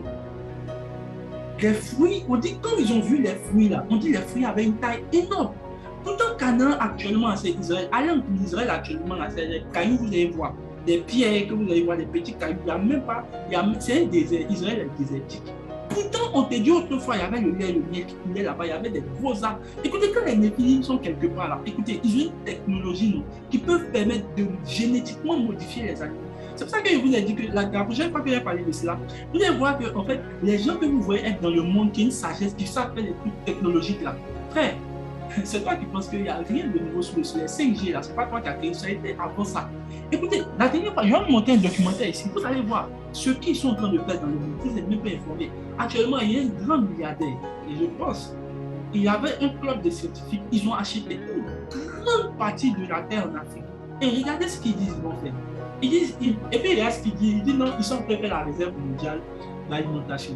Que bientôt, là, les gens ils sont en train de faire des expériences. Écoutez bien. Où ils vont modifier génétiquement les carottes, par exemple, les carottes vont être de grosses formes parce qu'après, il n'y aura plus trop de nourriture. Donc, si les carottes sont petites, on ne pourra pas manger. Je ne sais pas ce que vous comprenez un peu. Il faut faire de grosses carottes, ça pourra aider. Par exemple, si une famille a une petite région, une grosse carotte, on peut couper ça plusieurs, ça va aider tout le monde. Comment des gens peuvent avoir de l'intelligence comme ça?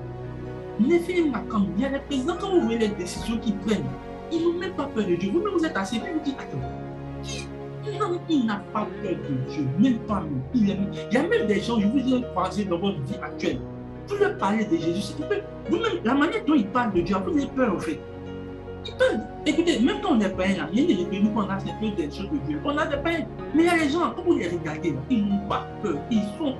Écoutez, ce n'est pas des hommes. C'est vous qui prenez ces choses-là. Ce n'est pas des hommes. C'est pour ça que après l'évangélisation, il y a des gens qui disent non, tout le monde. Écoutez, Jésus même dit, il y a des choses là. Écoutez, Jésus avec les pharisiens, et puis il dit, vous là, vous êtes des fils du diable. Vous êtes pour faire le diable. Qui les pharisiens? Un jour, Jésus lui a dit, je prêche de peur qu'ils n'entendent et qu'ils ne se convertissent. Mais qui? Qui? Pourtant, ceux qui devaient se convertir sont convertis, mais Dieu dit aux pharisiens, vous n'avez pas que vous convertissez. Pourquoi? Parce que ce ne sont pas des hommes frères. Quand vous lisez ces passages de la Bible, vous dites non, Jésus est méchant, il ne veut pas que tout le monde se convertisse. Jésus ne parle pas de tout le monde. Il y a des gens qui étaient dans Israël, Dieu reconnaît qu'ils ne sont pas des hommes. Est-ce que vous parlez? Et vous allez voir que ceux qui ont tué Jésus, c'était des Néphilim. Ne vous en faites pas. Comment je sais ça? On va lire notre Bible ici, non? Est-ce que je parle? Tu vas acclamer le Seigneur où tu es. Tu vas te rendre compte que ceux qui ont vraiment tué Jésus, là, c'est vous qui avez cru que c'était des hommes. Ce ne sont pas des hommes, ce sont des... On parlera de cela la prochaine. On entend d'aller quelque part. On peut montrer la vraie nature des choses en fait. Et c'est eux qui ont fait la guerre à Jésus. Et Jésus a dit, vous avez des fils du diable.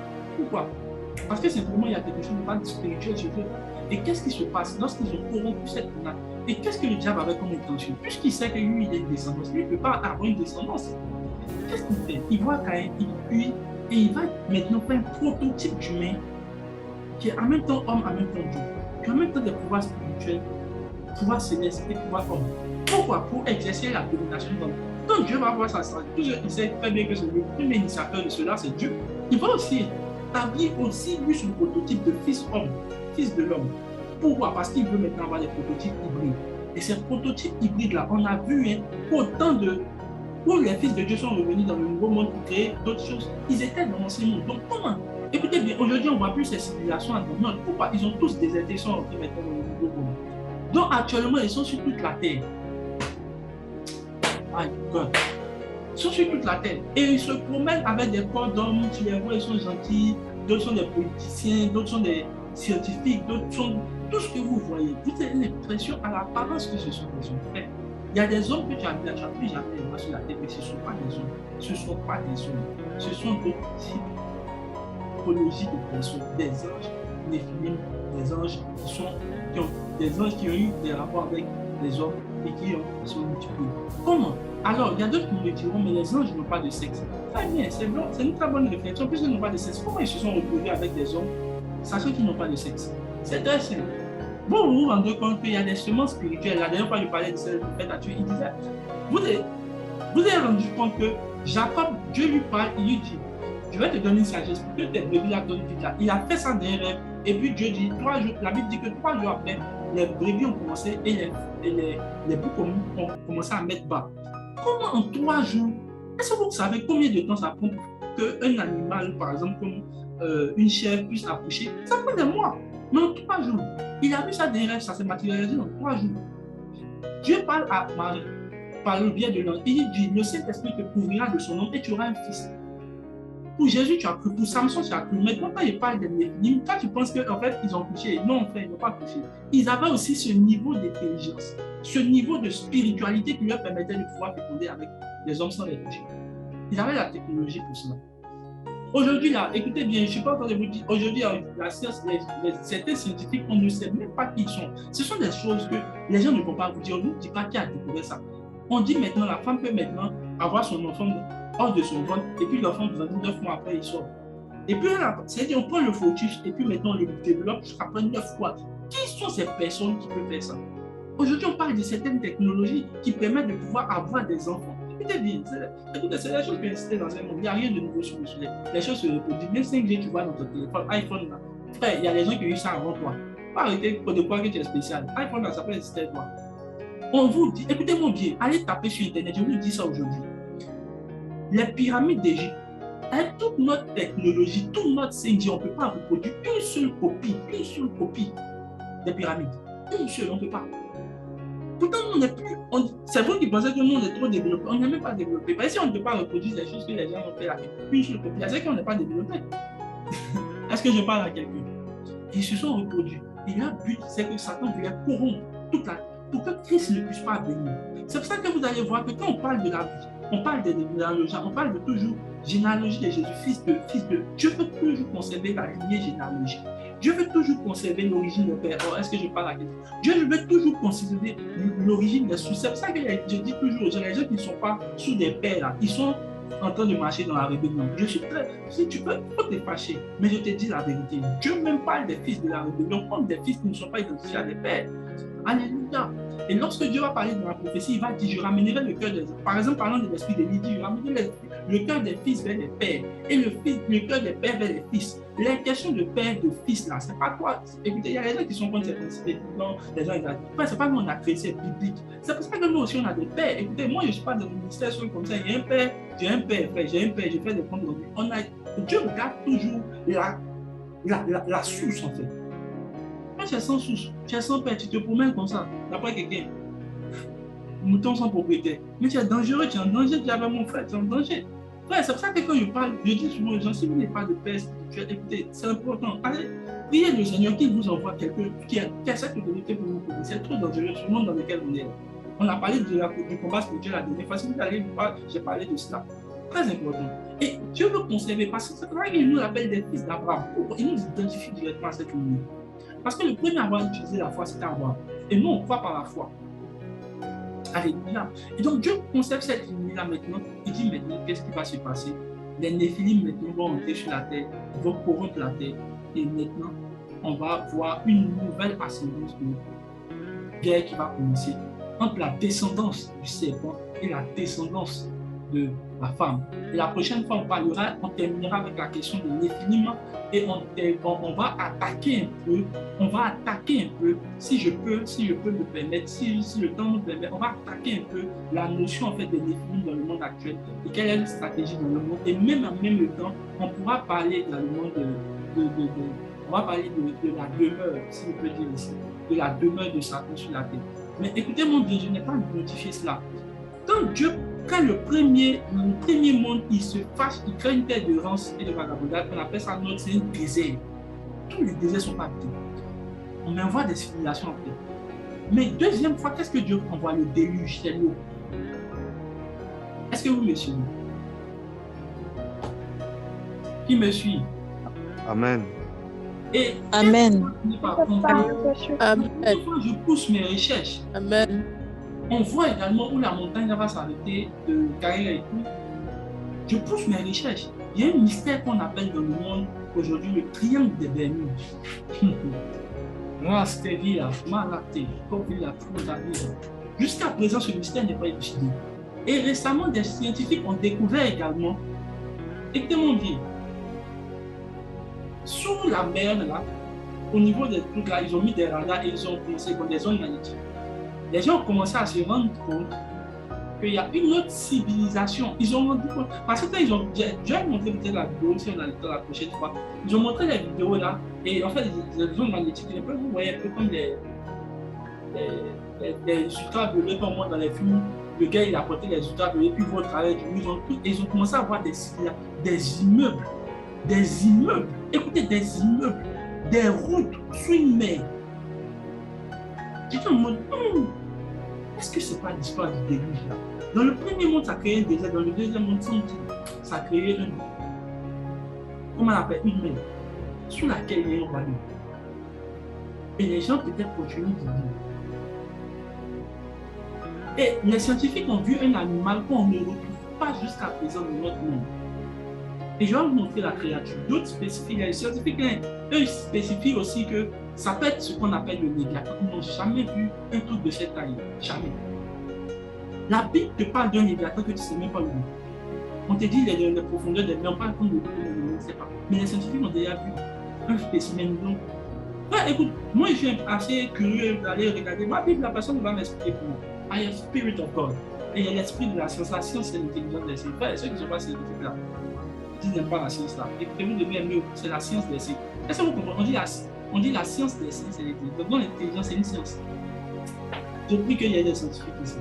In the name of Jesus. Alléluia. Amen. Je m'avais applaudi que cette civilisation, et ils sont encore là. C'est une civilisation encore. Ils ont quitté Nord, ils sont rentrés, mais pourquoi? Ils ont eu des canaux par lesquels ils vont réussir à se multiplier. Et quand vous allez voir, on va parler de quand vous allez voir, les démons sont venus. Quand le déluge est passé, vous êtes d'accord que ça tuait les hommes.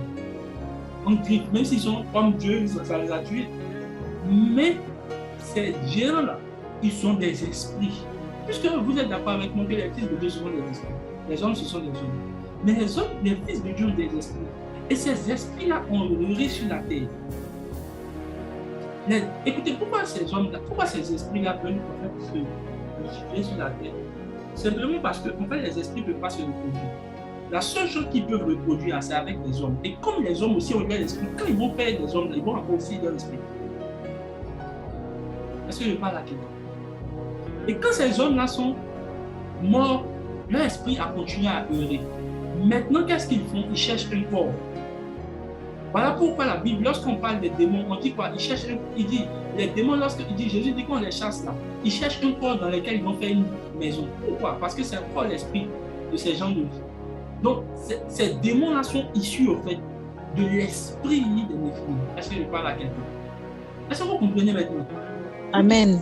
Vous qui vous amusez à aller coucher avec n'importe qui fait n'importe quoi, si vous êtes chopé un démon, écoutez, c'est des esprits qui cherchent en fait des corps. Puisqu'ils n'ont plus de corps. Et quand Jésus les a vus une fois, il dit, je vous chasse. Il dit, non, Jésus, on va nous faire un corps. Jésus n'a rien dit. Jésus a dit, non, je vous permets d'aller dans les animaux. Ça veut dire qu'ils savent, ils ne peuvent plus habiter des nous dans le monde. Toujours que la chose va se mettre vivant qui habite sur la terre, ils ne peuvent plus savoir.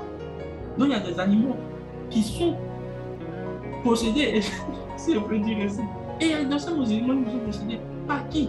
Des esprits errants. C'est pour cela qu'on appelle esprit errant. Ils cherchent un corps. C'est de là qu'est venu les démons.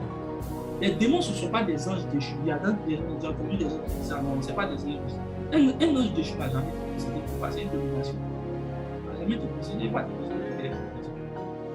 Alléluia. Ceux qui possèdent, ce sont des... Donc, en fait, ils se sont reproduits maintenant. Quand c'est l'expiration, les esprits ont reçu la culture. Les démons ont reçu la culture. Ça que vous allez voir dans la démence, on voit des esprits des animaux. On n'est pas humain, parce que cet esprit-là, c'est l'esprit des gens qui ont été de formation publique. Alléluia. Faites très attention, ce monde est très spirituel. Frère, il y a une monde, c'est ça que je voulais qu'on tu lèves, tu vas activer ta caméra. Je prie que Dieu puisse te donner la compréhension de la vie spirituelle, que Dieu nous donne des hommes spirituels. Frère, Jude 1, verset 3, bon, ils ne mettent pas ces gens-là. Il dit, verset 3, il dit, bien aimé, comme je désirerais vivement vous écrire au sujet de notre salut commun, je me suis senti obligé de le faire afin de vous exhorter à combattre pour notre foi qui a été transmise au Seigneur une fois pour toutes. Verset qui suit, il dit, je vous écris ces choses-là pour que vous sachiez la foi que nous avons partagée. Verset parmi vous, certains hommes dont la condamnation est écrite depuis longtemps, des impies qui changent la grâce de Dieu, de notre Dieu en dissolution et qui réunit notre maître, le Seigneur Jésus-Christ. Il dit, il sait pas quoi, glisser parmi vous des hommes dont la condamnation, dont eux ils savent déjà qu'ils sont condamnés, ils savent qu'ils sont, ils vont aller en enfer. Quand ils vont se battre, vous dites non, Dieu sait déjà ceux qui a choisi. Dieu ne sait pas. Écoutez, si vous êtes des hommes là, Dieu veut vous connecter à Jésus. Dieu veut que vous soyez chrétiens. Dieu veut que vous marchiez de. C'est pour cela que le salut, on prêche l'évangile, c'est pour des hommes, pas pour des impies. Des gens qui savent déjà qu'ils sont déjà condamnés. Et ils marchent parmi vous des hommes qui sont, et ils viennent, ils disent parmi, ils vont ça, regardez, il dit quoi? Dans votre communauté, ils sont dans vos églises, ils sont assis là. Pas que les chrétiens.